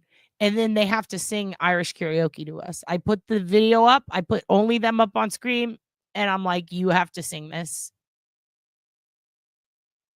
Text Runkle and ask him to come on. I want to see if he can sing this. I want to see if, can we get, get all the beings over here. That person. Get over here, aliens. Let's get that guy. Calling all beings. Is that who it is or is it a girl? Let's get them all.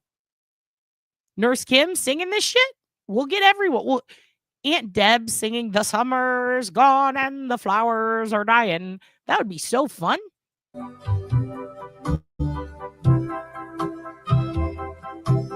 All the flowers are dying.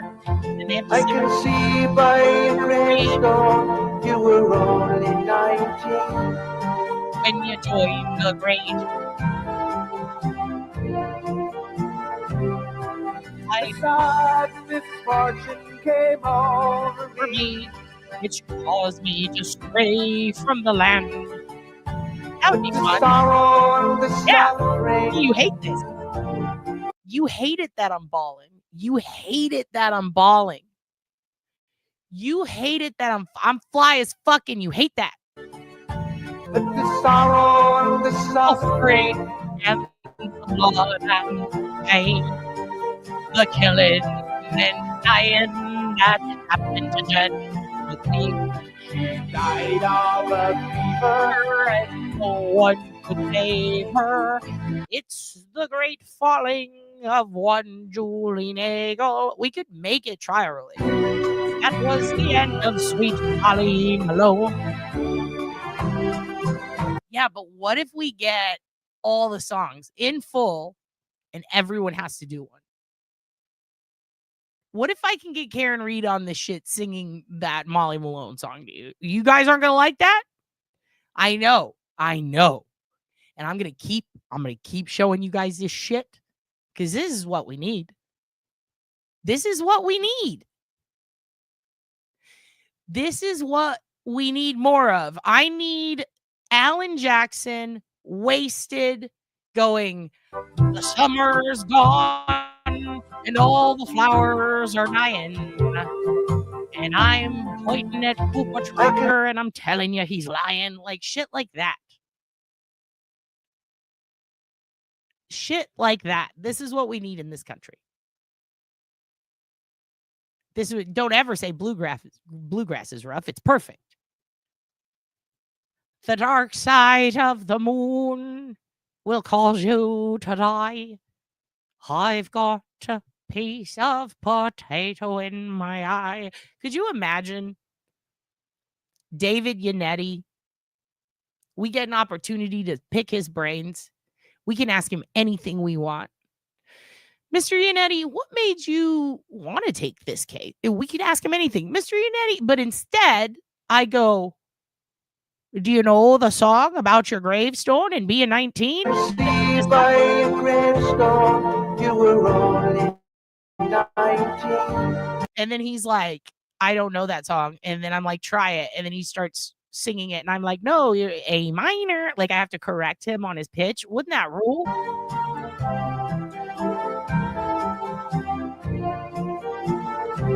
Hold on.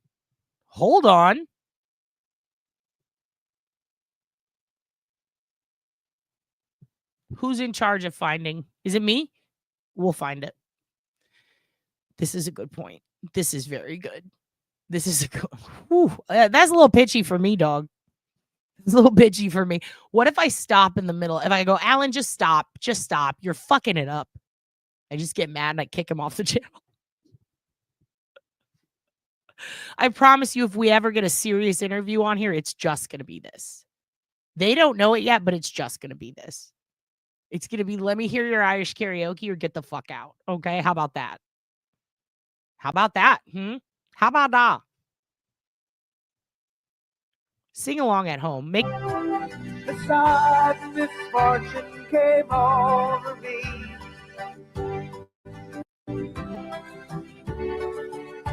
With the sorrow and the suffering,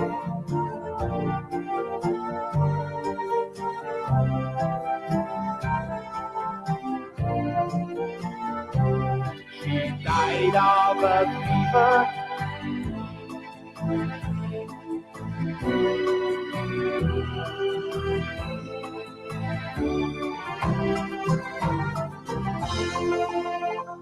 Okay, and now we're about to hear Richard Simmons cuss a lot.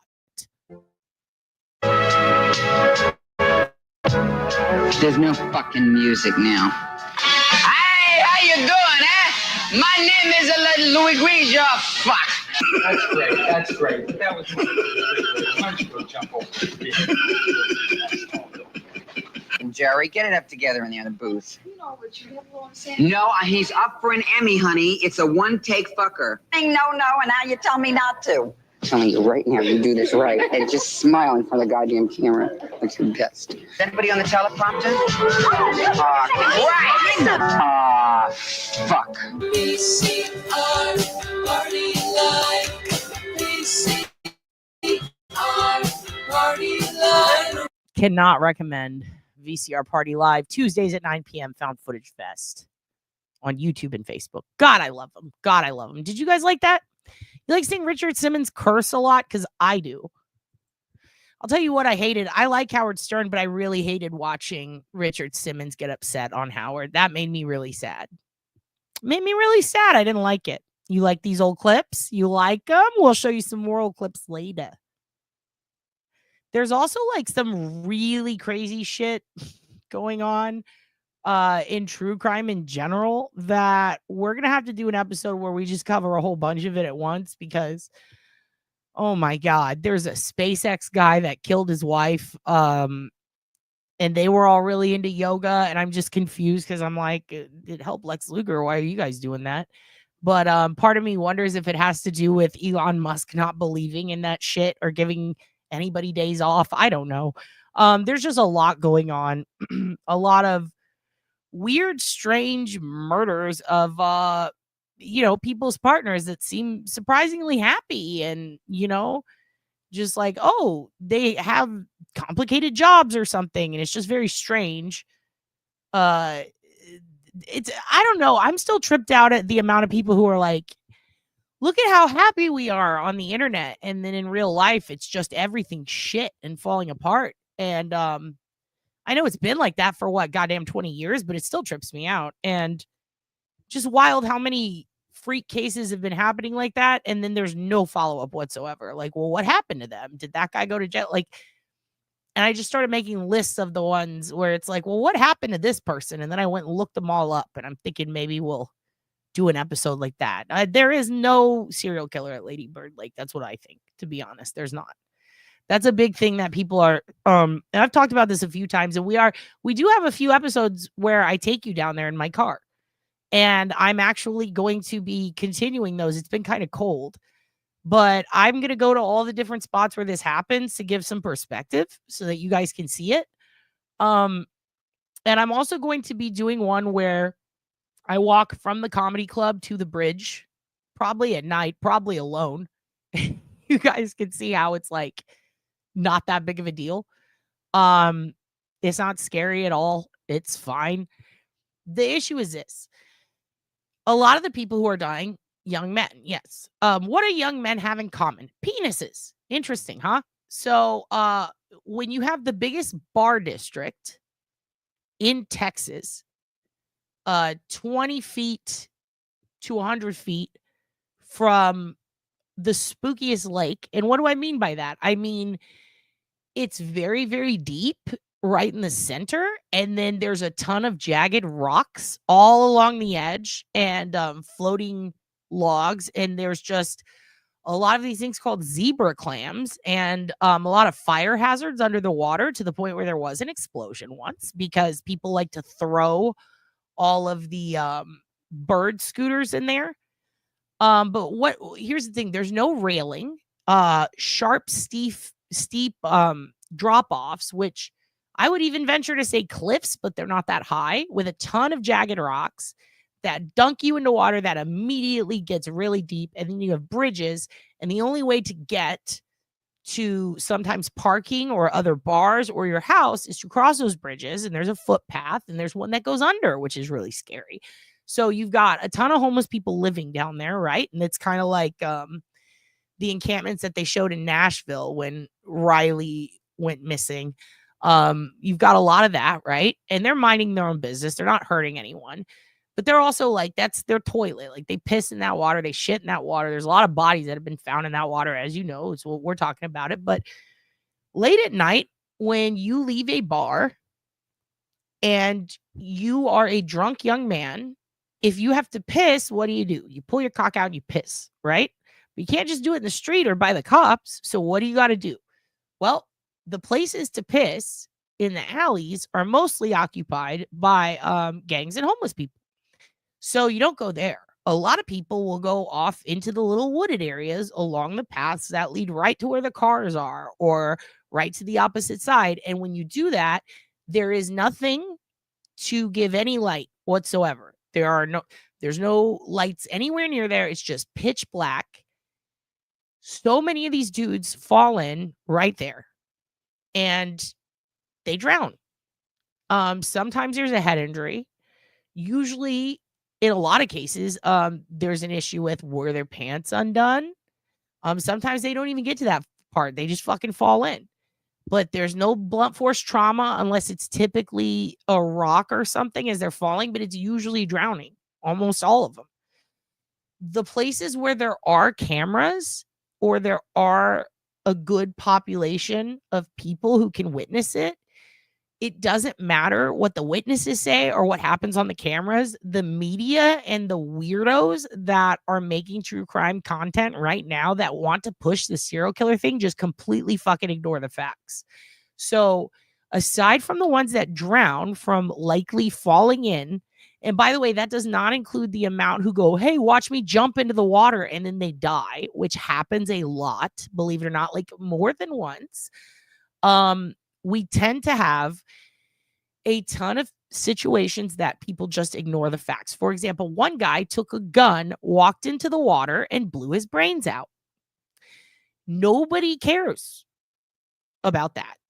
They want to insist it was a serial killer. Now, how do we know that happened? Because there was a witness. There were homeless people around who saw it. This guy had been struggling mentally. He was also a transient. He was screaming that he was going to do it. He walked in, he held the gun, and he did it. And then I believe he survived and did it again, like in the same spot.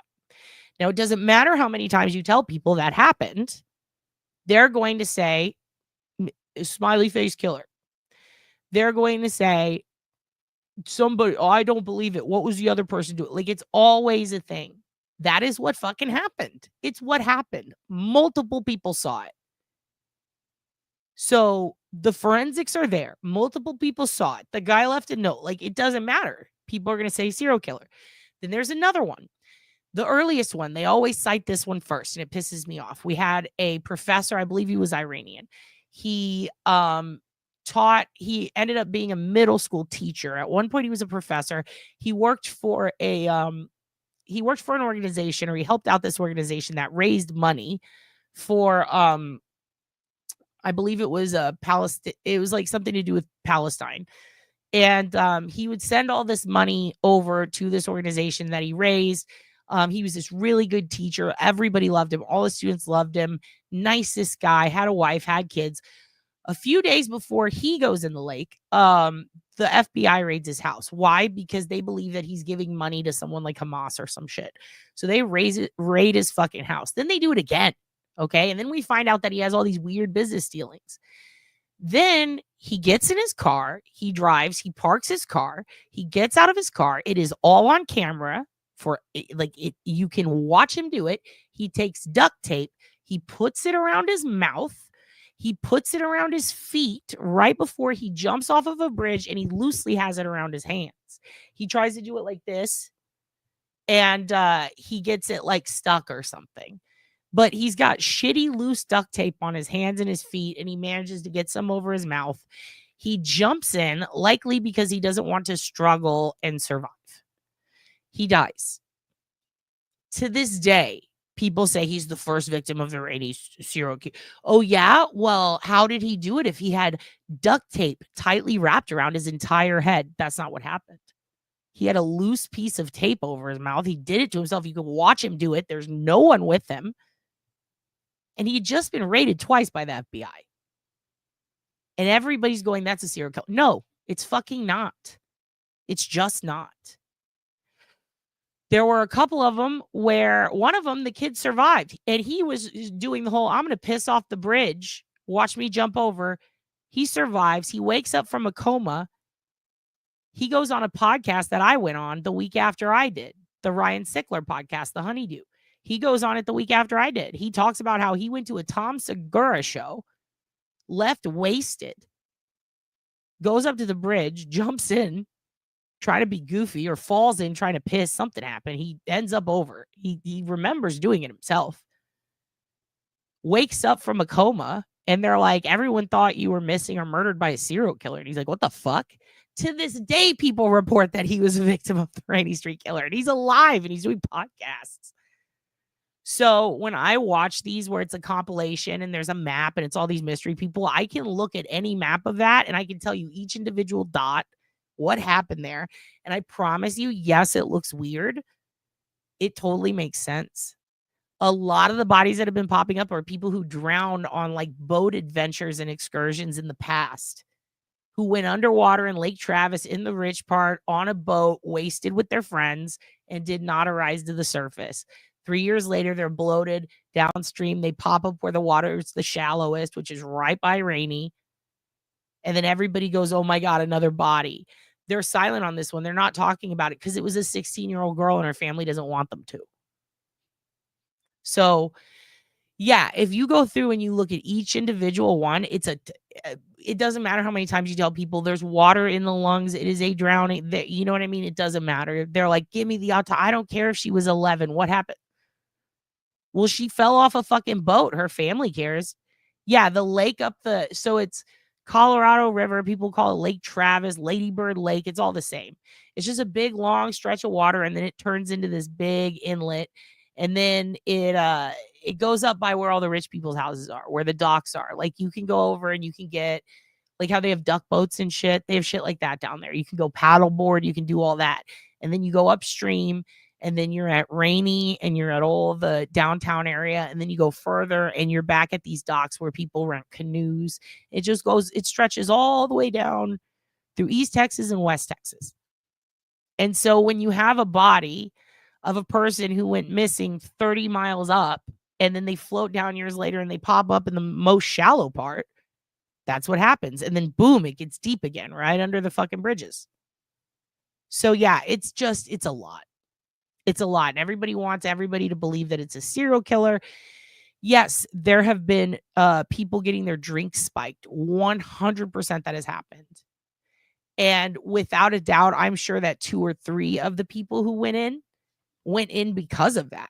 Sure, absolutely. But do I think a serial killer spiked their drink and then pushed them in later? No, not at fucking all.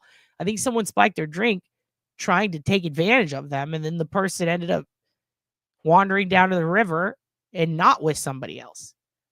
So, yeah, that's basically it. Like, I don't think there's a serial killer out after people. I think the media loves to tout that. One person did spray paint a smiley face down there right after the documentary happened because they thought it would be funny. And then there was a body found and everybody went, oh my God. Oh my God.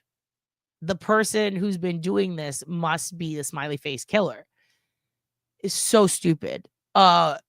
One girl went into a local true crime group that used to be a murderino group, like for My Favorite Murder, and admitted that it was her fucking shitty boyfriend who did that as a prank. and did not think everyone would take it seriously. And then she got shamed and kicked out of the group. So it's just kind of crazy, like it's kind of crazy to me that people still are going with it, especially when you consider that historically there have actually been more drownings in the past that are just from simple, like, people, they get drunk, they party on a boat, they fall in, and nobody says anything.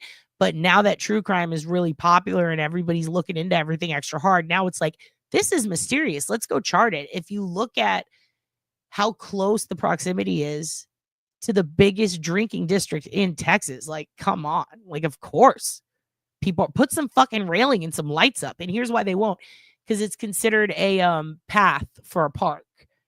And they're like, oh, it has to be approved by the state marshals or game warden or whoever. Like, it needs to be approved by these state entities. And then other parts of it are a historical district. No, the boyfriend did not remain in the group. The girl whose boyfriend admitted to doing it, he was not in the group, she was. But yeah, it's like a walking trail and shit, so it has to go through all this shit, and the city council is like, we're not gonna fucking approve that. So it's just like, what do you fucking do? And they need cameras, and they need, like, yeah, they have a boat patrol, but it's like one, and you can't see shit. And the amount of people who end up, like, they found a car there, like, in the woods on the embankment. They found a car that's like from the 80s or 90s that no one ever knew was out there. And it was like, if you're hiking through, you can't really see it. But this lady went off the beaten path to, like, I guess her dog had to poop or pee. There was a fucking car that had just been there, rotting, dilapidated, just like right there. And no one had any clue. So yeah, I wouldn't be surprised if they find more. But there was another one where it was a woman who was she was transitioning. She had been a he and had transitioned into a female. She went to the same college I went to, which is a very gay friendly school in Texas. And she was, like, well known to have depression because she had according to her friends, she had a very religious family, and they were struggling with her transition.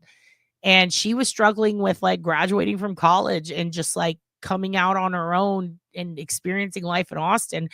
And she had written some, very sad, very depressing shit because she was depressed. And she wrote about struggling with depression and struggling with her identity. And then she ended up as one of the bodies in the lake. And it's pretty obvious to most people that this was potentially a suicide. And if it wasn't, it should have been looked at as a potential hate crime. But everything that I've seen with her family, they refer to her as he, and they don't really seem, one or two members, I'm not going to say her whole family, but one or two members that I saw comment on it, stated that, he would have never killed himself. Because our family doesn't believe in that. We're very religious type of stuff. And I'm like, but, like, again, that person, that could have fucking been someone lying. That was on the internet in a local group. But they claimed to be a relative. And when I saw that, I was like, it looks to me like that is kind of the situation. There was another kid who did leave a suicide note. There was a guy who, in front of all of his friends, ran into the water and claimed that he was going to take a piss and then just never came out. And, like, multiple people saw him. It was right outside the Holiday Inn. And they were like, don't do that, get out of the water. And then he just didn't. So, like, these things get ignored so that people can call it a serial killer, and it drives me insane. Because if there is one, that's kind of a big deal, and it's very scary, and it's something that people need to look out for. But if there isn't, then it feels like then when there is one, it's going to be a boy who cried wolf situation. I don't know. It's strange. But yeah, pretty much that's what's going on. And we're going to do some episodes on it. I'll take you guys down there so you can see. I really want people to kind of see the environment, like how it really isn't set up for success. Like, as far as getting home safe, especially because Rainy Street is full of a bunch of shitbirds and weirdos. There's a lot of drug dealing that goes on. It's so fucking dark down there, Mandy Joe. It's so dark. Like, if I was a dude and I had to piss and I went into those woods, chances are I would fall and tumble into the water. Like, just first thought, being there a million times, first thought. So yeah, we'll go on location like Rhoda, and then someone will smack my phone out of my hand. I'll bring Mandy Joe. You want to meet me there? We'll go down there. We'll go down there and traipse around. Okay, let's talk about this now. I saw this. I don't know what it is, but federal investigation into the death of John O'Keefe is over. Excuse me, CBS Boston. I saw this today, posted. What are they talking about? What did I miss? Let's watch it together. What do you think? Let's see. Off the top here at 6 o'clock, a major development in the Karen Reed case. Sources telling WBZ that tomorrow in court, it will be confirmed that the federal investigation into the case is now over. And the result? No federal charges. WBZ's Christina Rex is live outside the federal courthouse with a look at how this will affect the two sides in the state's case.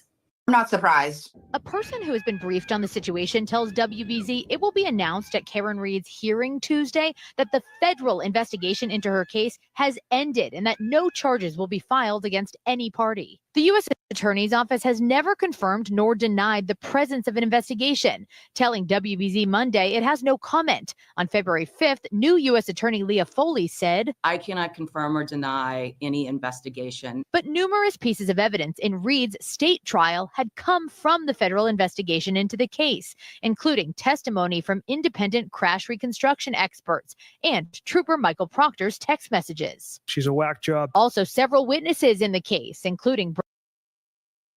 God damn it, Melissa. I can't tell if you're joking or not, but we are the fucking state capital, you bitch. Also, what the fuck does sources mean? Sources? Who told them this? Who was it? Do you think it's Grant? Is it Grant Smith Ellis? Brian Albert, Brian Higgins, Jen McCabe, Michael Proctor, and others have said in court that they testified in front of a federal grand jury in 2023. Many of Karen Reed's supporters had hoped the federal investigation would exonerate her. It's so rare for a federal grand jury to be convened to investigate basically a state court homicide case.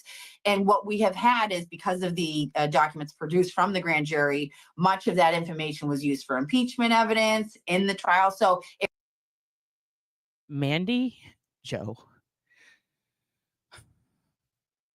I love you so much. Let me buy you a coffee for that comment, please. We could just wheel our governor down the trail and tell him to find his way back, right?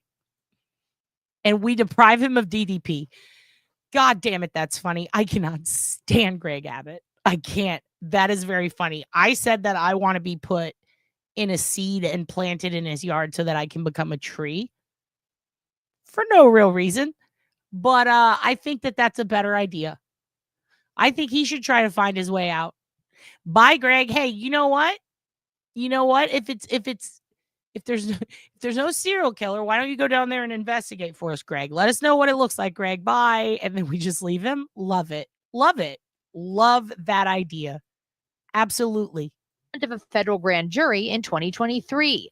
Many of Karen Reed's supporters had hoped the federal investigation would exonerate her. it's so rare for a federal grand jury to be convened to investigate basically a state court homicide case.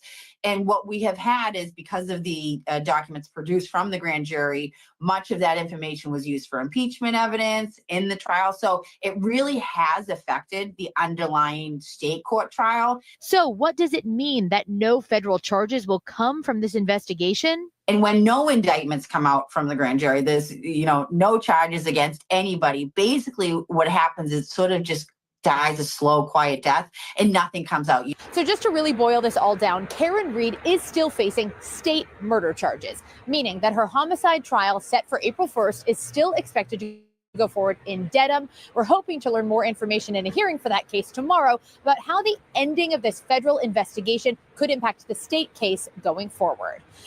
Question. Do we want to, or do you want us to, I should say,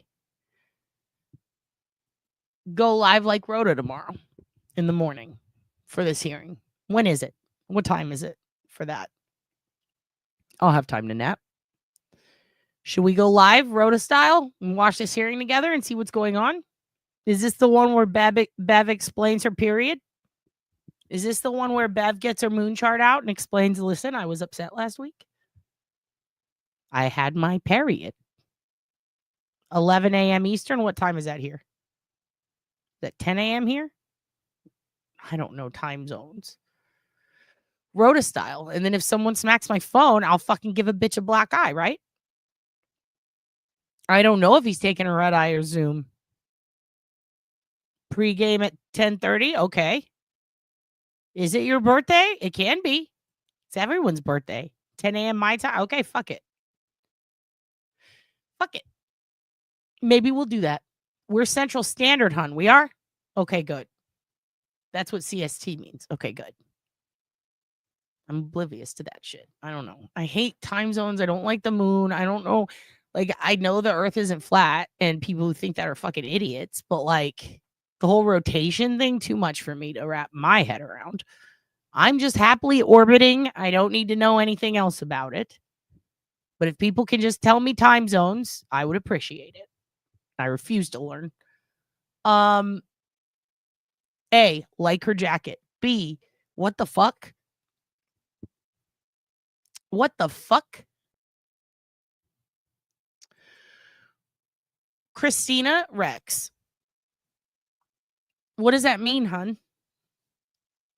So they're going to leave Karen out to dry, you think? Who's your source? Feels like something you shouldn't say if you're not sure, because if you're wrong, you're going to look like a big ding-dong, Tina. Tina has been right thus far, though. There's also a sleepwalking murder trial going on here in Texas. I wanted to show you guys that. I'm very confused by it. I did not hear about this until recently. And I'm wondering if I should lock myself up at night after seeing this. 10 a.m. for OB. We'll figure it out. I'll look it up. I'll Google it. How about that? Here's what I'm thinking. I want to show you guys some of this sleepwalking stuff.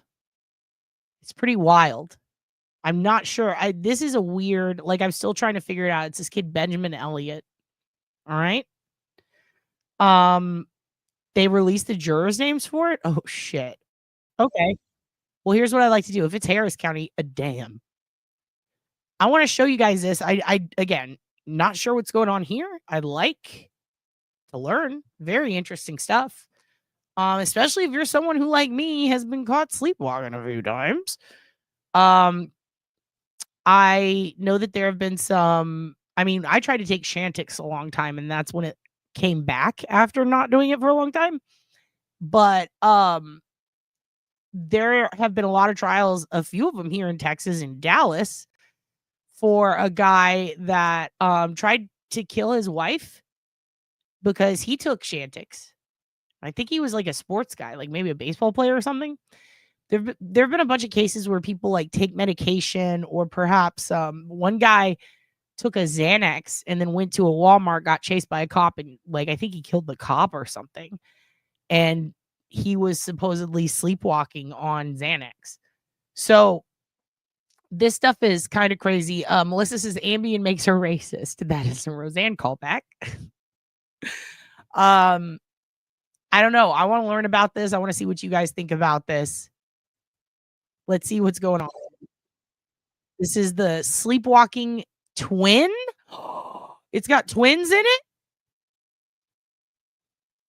I didn't see twin in the title earlier. Okay.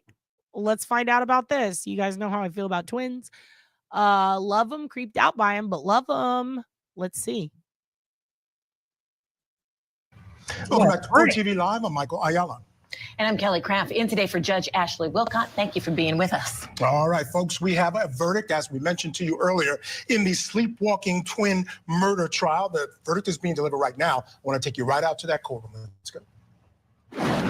My understanding is that you're is that correct? Yes, Your Honor. Please stand. In cause number 1741609, State of Texas versus Benjamin David Elliott, We, the jury, find the defendant Benjamin David Elliott guilty of murder as charged in the indictment signed by the foreman of the jury, printed by the foreman of the jury. Is that your verdict? Yes, Your Honor. Does any side want the jury to be polled? Yes, Your Honor. Can you please poll the jury by number only?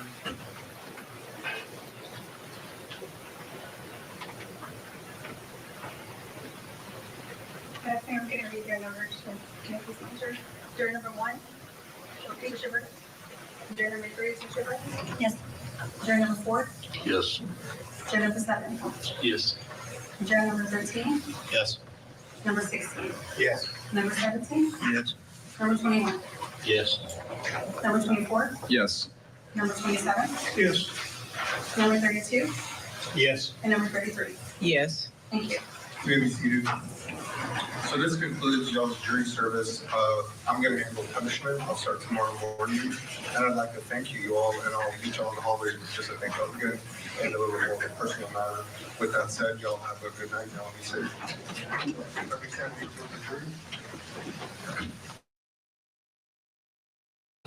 All right for the jury?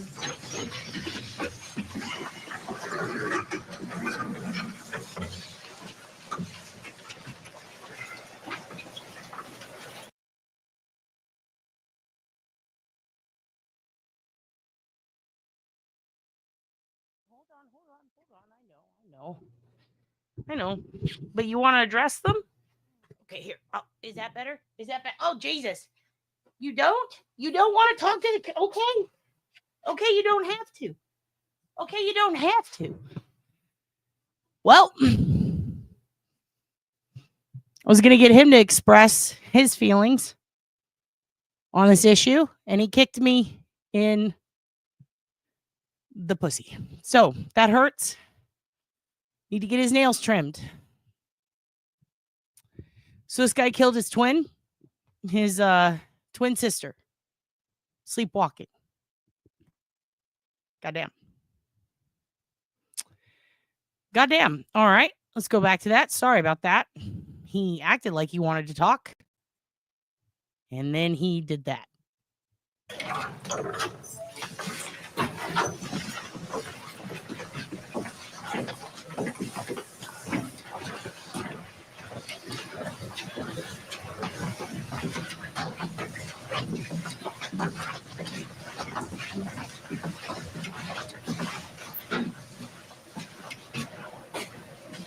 Did y'all want to talk to me?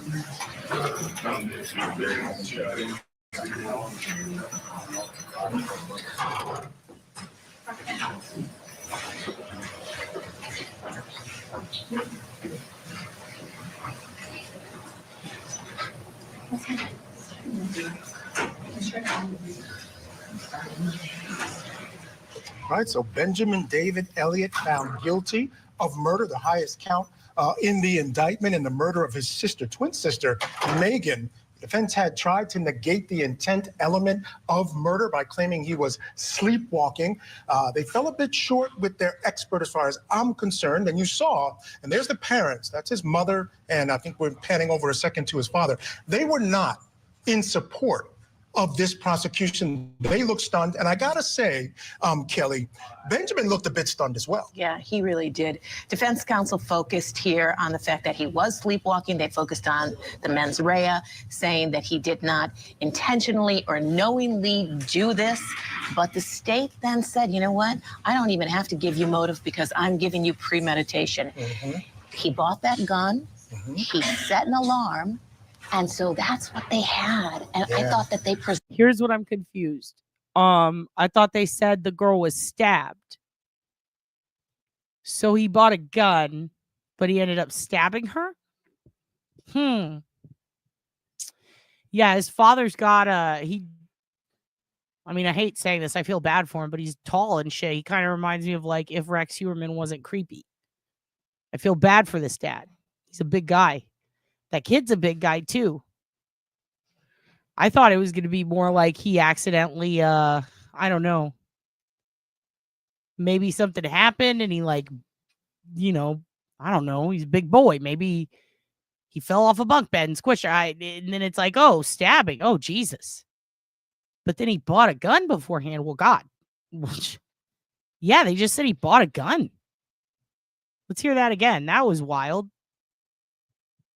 Yeah, he does kind of look like Peter Griffin, too. By claiming he was sleepwalking. They fell a bit short with their expert as far as I'm concerned. And you saw, and there's the parents. That's his mother. And I think I hate to say it, I keep thinking of the Shane Gillis sketch where he's sleepwalking with a gun. And it's like, it's kind of hard to do that, you know? Panning over a second to his father. They were not in support of this prosecution. They looked stunned. And I got to say, Kelly, Benjamin looked a bit stunned as well. Yeah, he really did. Defense counsel focused here on the fact that he was sleepwalking. They focused on the mens rea, saying that he did not intentionally or knowingly do this. But the state then said, you know what? I don't even have to give you motive because I'm giving you premeditation. He bought that gun. He set an alarm.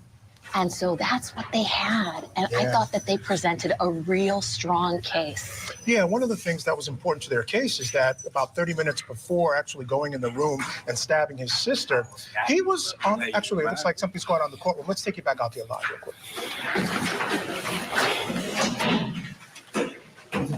Yeah, they're twins? I'm sorry. This is fascinating. Whoa. Yeah, setting an alarm. Damn.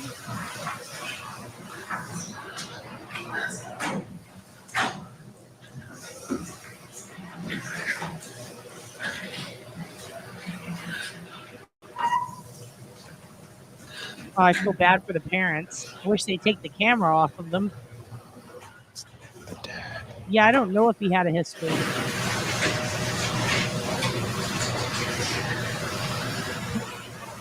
Andy Joe, you're killing me. This is a good point. When you said that, no teenage boy sets an alarm on purpose. I have one. Yeah, that's true. I was a sleepwalker when I was a kid. What does that mean? I mean, I was too, and then it came back. And it came back after I took Chantix, then it went away for a few years, and then I got my ass beat, and it came back. But that was more like, what did they tell me that was called? Because I would wake up in the middle of doing things. In this case, punching the wall. But that was different. Like before, I would wake up like trying to start my car with no pants on. Things like that. Setting an alarm, buying a gun, all this is a lot. That's a lot. Yeah, yikes.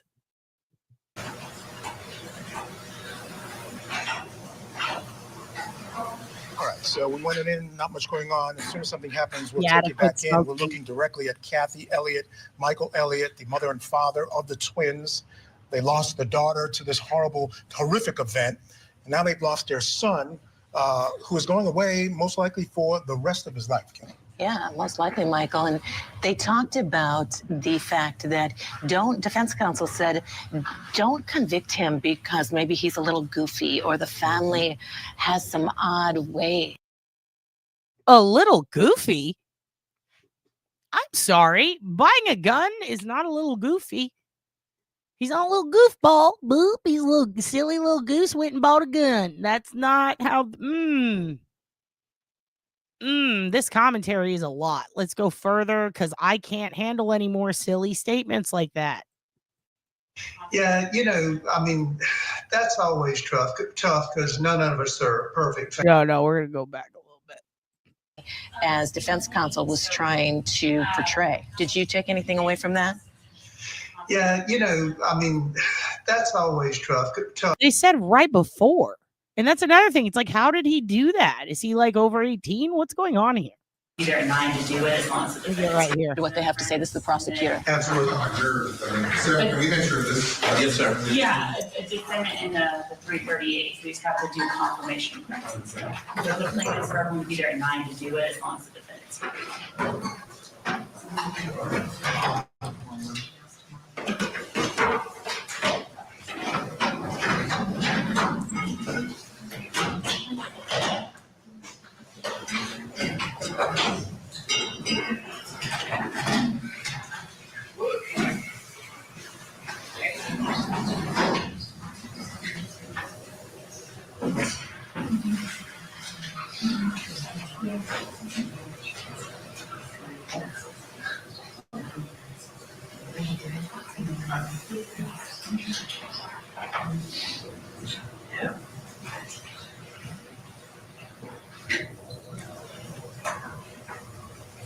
Yeah, why does this courtroom sound like a high school cafeteria? What the fuck is going on? It's too much shuffling about. What is that? Oh, God, See stop. past that. Said, defense counsel didn't show you this. The defendant didn't show you this. Wait, Your okay, right victims here. and Wait, whoa. crime. Notes being passed. Okay, now I'm interested. He had these issues and they were willing to accept the situation as it was. As a prosecutor, when that's the situation, you know the family's not necessarily in support of the prosecution, but you go to trial anyway, you get a conviction. What is that like? It's tough, Michael. It's tough because Okay, enough. We'll get back to it in a second. I found the dossier. Let me read this to you kids. Let Papa Dad pop in here and read this to you kids. This is how I met your mother. Just kidding. Guilty verdict for 21. 21. Also, why am I paused on that face? Oh, good. It went away. Guilty verdict for 21-year-old who claimed he was asleep when he stabbed his twin sister to death in 2021. Okay, so we're coming down off a hard COVID run here in Texas around that time. He's a big boy. All right. And I guess him and his sister live together with the parents. Okay. Understandable. Not going to judge there. It was COVID.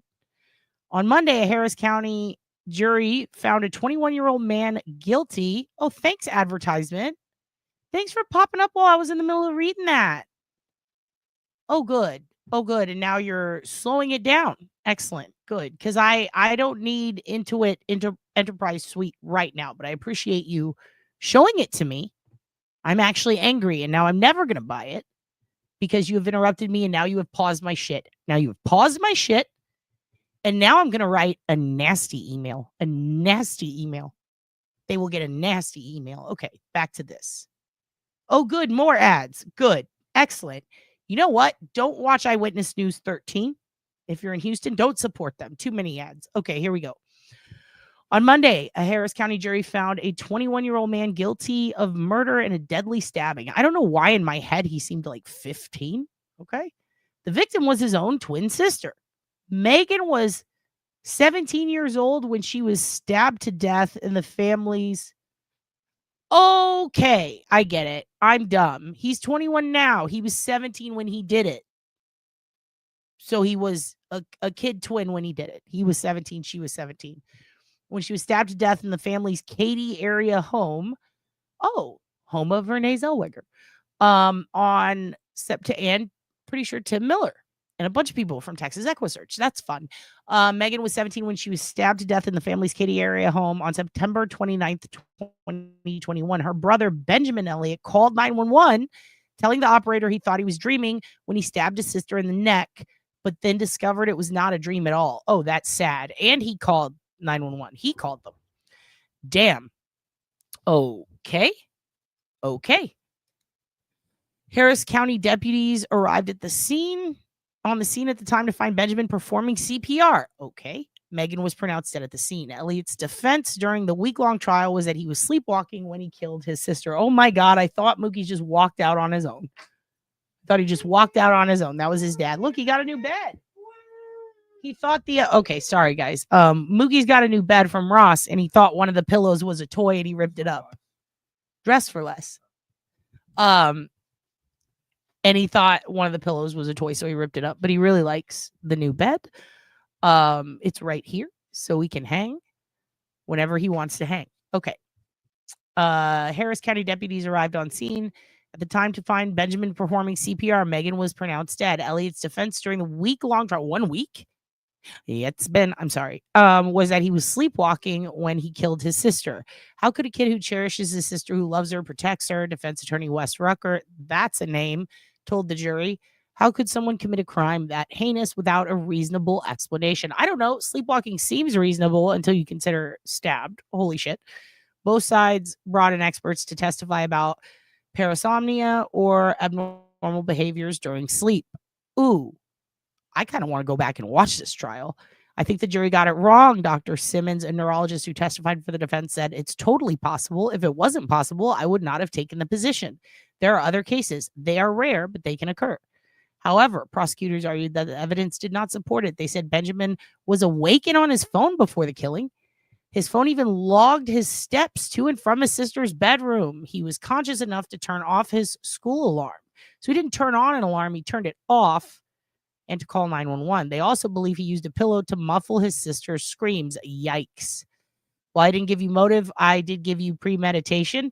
It's not a coincidence that the knife he got the night before is the same knife he used to kill his sister. So he bought the knife the night before. Did they mistakenly say gun? I think they may have mistakenly said gun, right?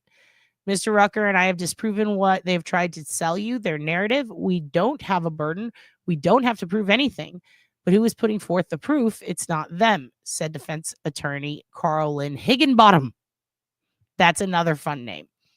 A jury found Elliott guilty after about 5 hours of deliberations.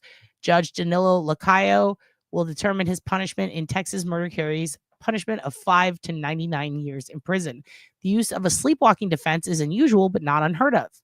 In 2019, Raymond Lazarine used the defense during his murder trial in Harris County for killing his wife. He was convicted also. Oh, well, goddamn. Okay, so why'd they say gun? I don't know. I still don't know. That's weird. I'm going to hit play and see if they say anything interesting. Maybe we'll go back and learn more about this case later because this is wild. You know, like I was leading into a moment ago, I mean, your job's to seek justice. It's not just for this victim's family, but also that you send a message, you know, for other would-be crimes. And it's tough. I've had a number of cases in which, and it normally involves just like this, family members killing family members, and you'll have them perhaps on the side of the defendant. And you have to see past that, you know, just like I tell victims all the time, I represent the state, I don't represent you when I was a prosecutor. And it's tough, you know, because you're hoping at the end of the trial, you're going to have that moment when you feel like justice is done and you kind of hug your victims. And in this case, you know, it's a little bit hollow. It's not there. They just have to recognize they did the job they were supposed to, and the verdict rendered by the jury was a proper one. Tommy, during the closing arguments, the defense counsel was objecting frequently throughout the prosecutor's close and saying things like, hey, we don't have to show anything. The prosecutor continually said, defense counsel didn't show you this. The defendant didn't show you this. And defense counsel objected, saying, we don't have to show anything. Now, the judge ended up saying, hey, jurors, you're the trier of fact here. This is just argument. This is the attorney's opinions. They're inferring this opinion from the evidence. What do you make of that? Their objections several times and the judge just giving that instruction to the jurors? You know, normally the judge would give a curative instruction, which oftentimes can cut both ways. There's a lot more leniency in closing because, as you said, it is argument and it's how you construe the facts. And so, you know, as long as it didn't rise to the point of birth. It really pisses me off. They're still showing these sad parents. This is very sad. And I probably will cover this because now, I mean, it's already over, but like, I want to see more of what they said about that. Like, that's pretty fucking crazy. They had a neurologist up there explaining it's totally possible. But like, if he was logged into his phone, I mean, you don't have to be logged into your phone for it to measure steps. But if he was logged in like on Hinge or some shit, that makes a big deal. It didn't rise to the point of burden shifting. And, you know, because, of course, that's an appellate issue that they'll have kind of in their pocket to deal with, whether, you know, the prosecutor overstepped their bounds or whether the judge improperly ruled on it. And so, you know, I think they were making their record for going forward for possible appeals because strategically, unless it's really heinous, I normally do not object in an opening or closing because I think sometimes it can kind of alienate the jury if they think you're, you know, interjecting too much or being rude or overly aggressive.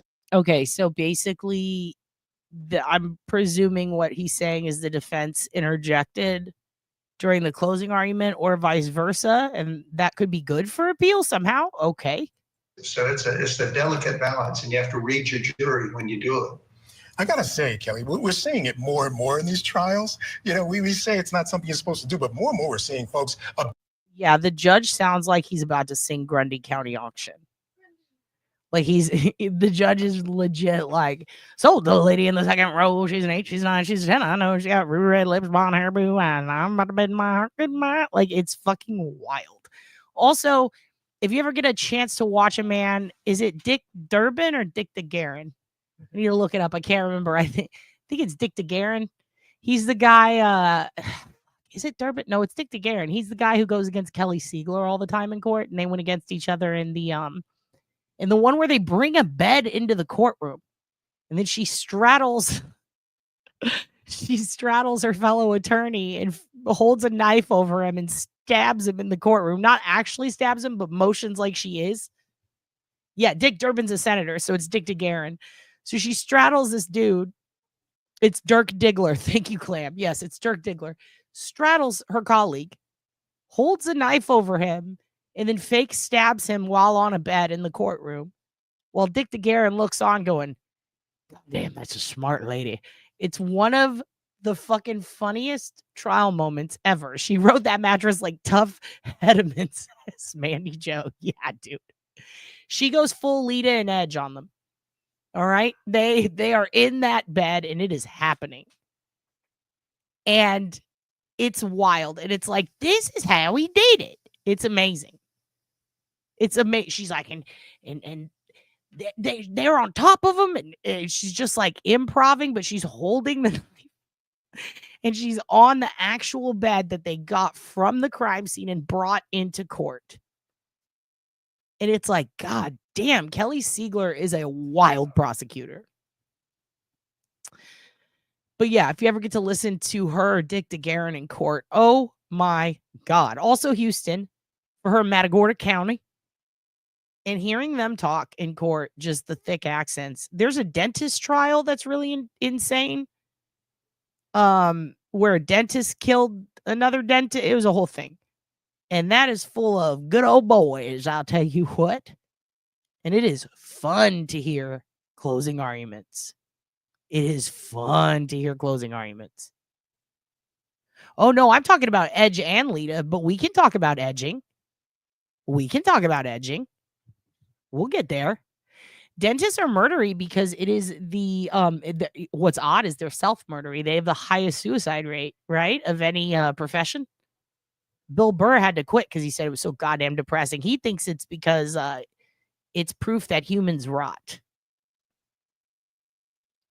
So, like, constantly being reminded that we rot like garbage is very depressing, apparently. Object during openings, closings. It's something I'm seeing a lot more of. And Tommy, I was just thinking, you said, oh, is that moment after a verdict where you hug the victims or the victim's family. And, in this case, it didn't happen. It didn't hit me until you said it. There was no hug because, again, they're not in support. But, one of the things we often talk about in these trials is that, even though motive doesn't have to be proven by the state, you often need it to get a conviction. People need to know why people would do things. This was one of those cases where I wondered if that might carry the day, because you have a young man who really didn't seem to, I didn't hear anything that suggested why he might want to have killed his twin sister. But sometimes there are just people out there who just want to kill. You know what I mean? And this was one of those cases where I think then it boiled down to, without that, it boiled down to the science. And sleepwalking science is really, it's not new. I mean, there's enough established science and studies out there. But again, I think it was just that failure on the science side for the defense that lost the day for them. I think you've assessed it well, Michael. I tell you, I remember I had a death penalty case in Union, South Carolina that the guy went. I'm sorry. I have to address the brooch in the room. This brooch. Let me pull it up. Let me pull it up again. Look at this woman in the back left. Look at this brooch. Do you see the gold? What is that? A Roadrunner? Or is that some kind of peacock or cardinal? What is this? Ma'am? Ma'am, that's a huge fucking brooch for court. I don't want to broach the issue, but listen, what is this? Why are you wearing this? Is there a bird on the sad dad's shoulder? Is it a T-Rex? That would be so fucking funny, actually. It's a heron? Oh, good to know. Okay, good. Very interested in, yeah, it's a big fucking bird brooch. Very interested in broaching. She's a broad and a brooch. Who wears brooches anymore? Is it a crane? I think it's a heron or a crane. Alls I know is, dragon tiff. I mean, it's something. Maybe a peacock. A mongoose with wings. Okay, AJ. Your shirt arrived. Do you like it? Does it fit? Are you guys happy with the results? Listen to me. Don't be brooch, bitch. If you're going to go to court, don't wear a brooch. Okay? Until we get brooches in the store, don't wear a brooch. It would be cool, though, if somebody does happen to go to a case that we're covering to wear a brooch as a sign to us, much like Paul did with his mistress. It would be very nice if we could do that. But until then, let's not fuck with brooches. I feel like this is a poor choice. I don't like. I mean, it's a giant gold fucking bird brooch, ma'am. It's distracting me from the sad parents. Into a convenience store and shot the clerk. He didn't take anything. He didn't steal anything. The shooter was about 17 years old, and his answer was he wanted to feel what it was like to kill somebody. So as strange as that sounds, I mean, it does in fact happen. I know they said there were some elements of premeditation in getting the gun and things of that nature, but you're right. Jurors won't, I mean, it's human nature. We want to know a why, not just a what. And so I'm going to clip that. Someone remind me to clip that later. We want to know why and what. I like that. Also, that woman popped out from behind Sad Dad like Kendrick Lamar, like peekaboo. And I really thought that was fun. That was fun for us. Even though you don't have to prove it, as you said, often to carry the day, they want it to kind of weave together. And sometimes you have to tell them in closing that sometimes things don't make sense. And Jesus Christ. Okay, so they're never going to show footage. This is just them talking about it. Okay, well, that's good. That's good. Good, because that's what I wanted, was to hear your fucking opinion, sir. I'm over here trying to give mine, and I have none because of you, because you won't let me see the fucking court case. Court TV. It's not your fucking opinion TV, it's court TV. But now I'm going to show you this cool ass show. And then I have to go, and we'll do the thing in the morning. We'll do the Karen Reid thing in the morning. We'll do that tomorrow. We'll watch it. We'll watch Bev explain her period live. Okay. We'll find out what crawled up there, what died, why she's upset. Because something's going on with Bev. Okay. Something's going on with Bev. Now, I don't know if I'm going to get in trouble for this. It says productions, like a production company. So probably. But whatever. It's the end of the fucking episode. I'll take the hit. It's worth it. Listen. The Real LAPD is the show. And let me find the episode with the cop that I was talking about, who's just kind of weird and funny. Super Cop episode is the one I ended on. Night Shift. This is a crazy one. Okay. So this shit was like in the 90s, I guess. In the early 2000s. I'm still trying to figure it out. I've never heard of this show.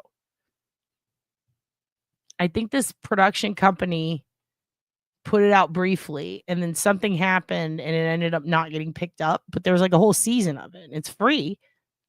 And I'll just show you where to get it. Here, let me pop this up. It is like old school cops, like back in the 90s when it was sick, but it's like all LAPD cases specific, which is wild. It's called The Real LAPD. This is episode 8, Night Shift. I got 8 episodes in, okay? I can't recommend this enough. It is so weird that it makes me go, oh my God, most of these people should have been fired. Most of these people should have been fired. There's one cop when they get shot, like another cop gets shot, and he's in there and he's just like, he's the nerdiest guy ever, but he like runs the place. I kind of want to watch. Let me find him because he is the most fascinating. He's the one that I'm like, him and the girl. I'm like, what is their deal? I can't stop watching because of them. Here we are. Oh, and this is Pacific Vice. This is the episode where the female cops decide they're going to do a prostitution sting, and they have to dress up as toots. And hearing them explain how they're going to approach the men, and then seeing them approach the men, it's very funny. I'm just like, what the hell? And if you cut us off, don't ever forget to avenge Lincoln me. Boulevard is one of the most notorious Atlantic red light Productions, real districts in OAB. Los Angeles. But tonight, the prostitutes in this area are LAPD vice officers working undercover in a major sting operation. I mean, the clothing alone will tell you around the time this is. The choices they make for their undercover sting are choices that they make that I wouldn't make. Fascinating shit, though. Okay, so he wants to fuck for $10 and you want to fuck for $10. Okay. How about behind the alley? The dark in the alley? Okay. Yeah, let's go. The two men agree to pay for sex, and Officer Susan Pulley gives the prearranged signal. Her colleagues respond immediately and move in for the arrest. I think I saw an 89 Ford Escort. Put your hands to the back of your head. You. Okay, Raoul, you're under arrest. 647B, cessation of prostitution. Lots of not Irish, lots of Australian officers and British officers in the LAPD back then. Fucking wild. Was Susan's first undercover assignment. I feel so cheap, $10. 2 for 10, 2 for 20. Come on. Hey, 2 for 20.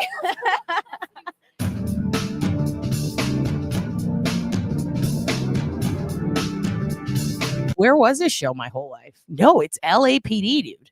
It's LAPD. Pacific Vice, dude. What?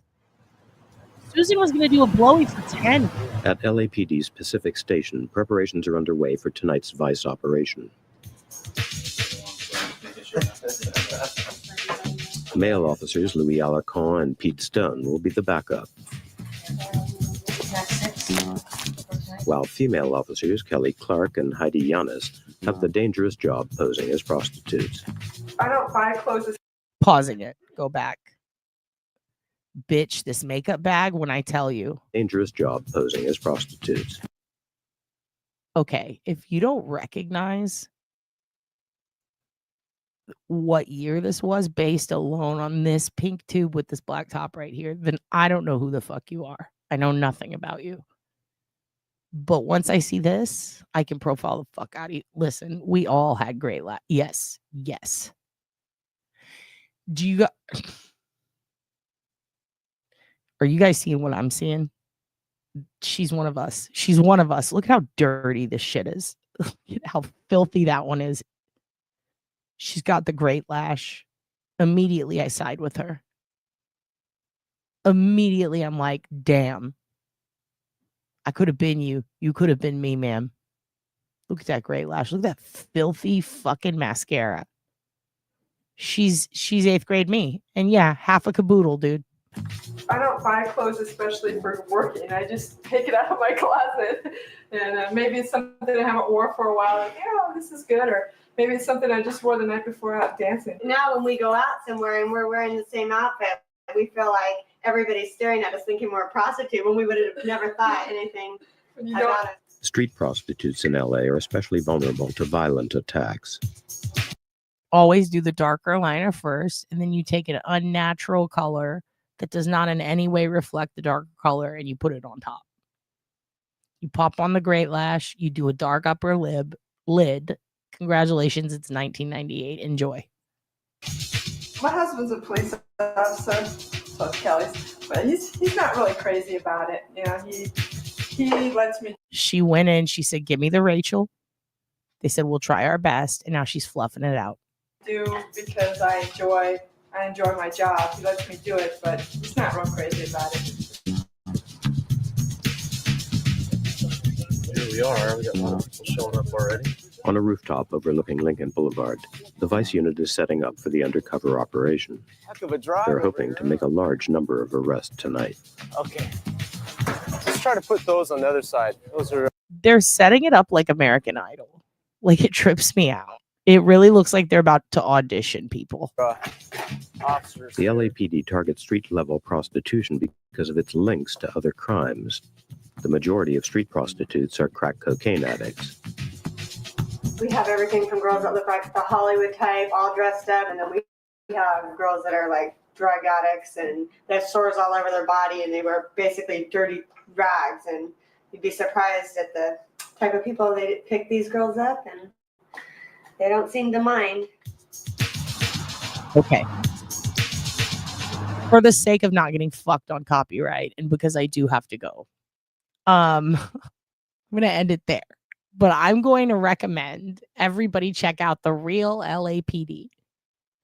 Now, in this specific episode, do they catch anyone? Yes, they catch one person over like a $10 blowy, and it's a city employee who works for the bus. Okay?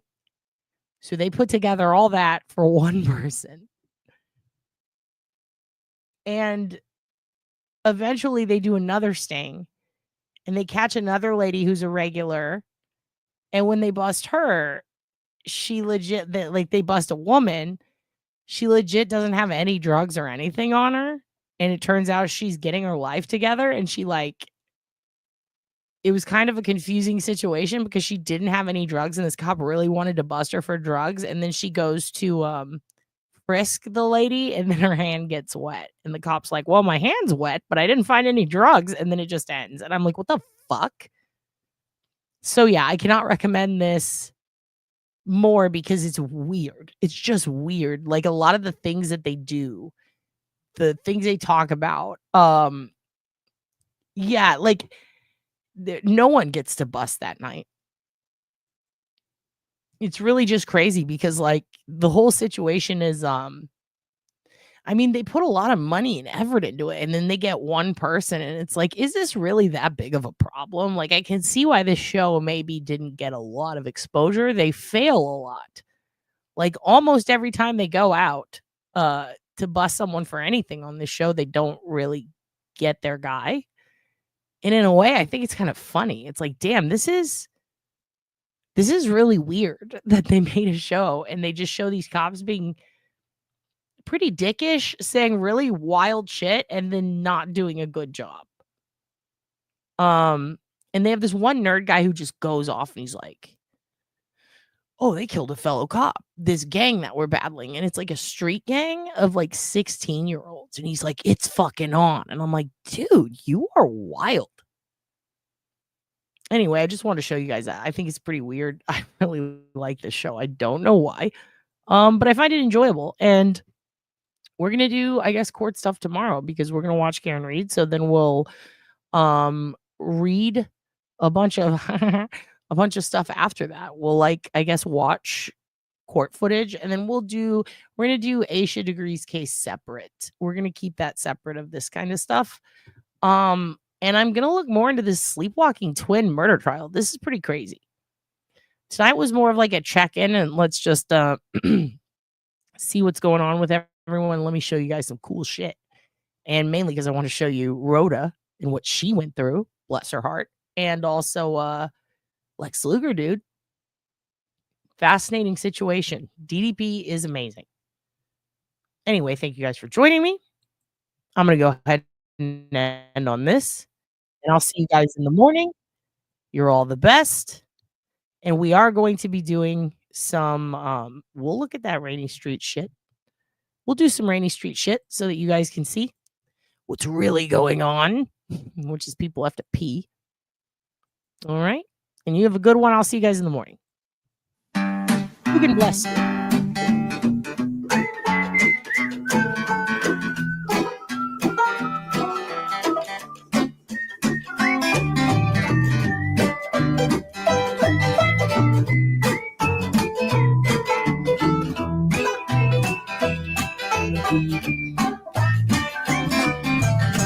Big old box of bullets, but none of them fit my gun. Spring in the seat of my Model T, and stab me in the bum.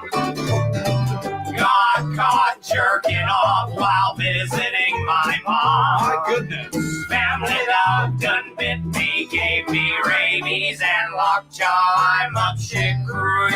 I'm up shit creek. Without a paddle. Without a paddle. I lost the war. But I won the battle. My treasure's lost. Where'd it go? My money spent. Someone took my money. My baby's gone. Your soul. She up and went.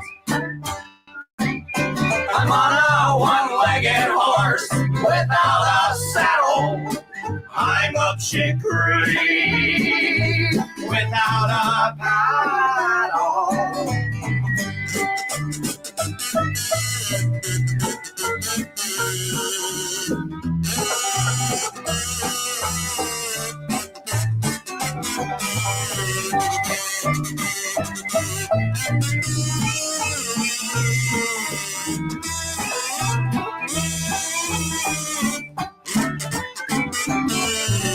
My lady's pregnant, but the baby isn't mine.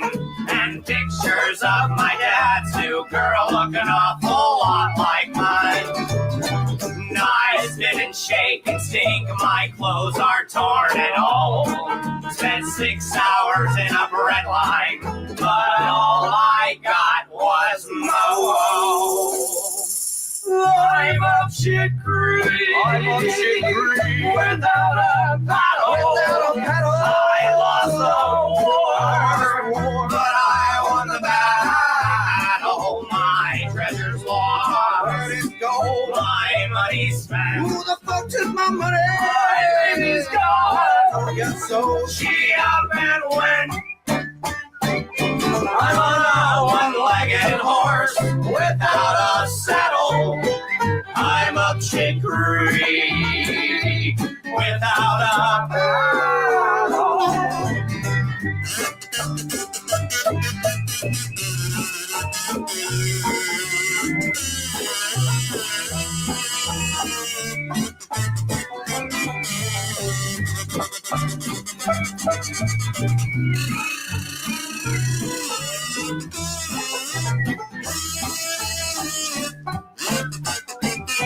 I'm on a one-legged horse without a saddle. I'm up shit creek without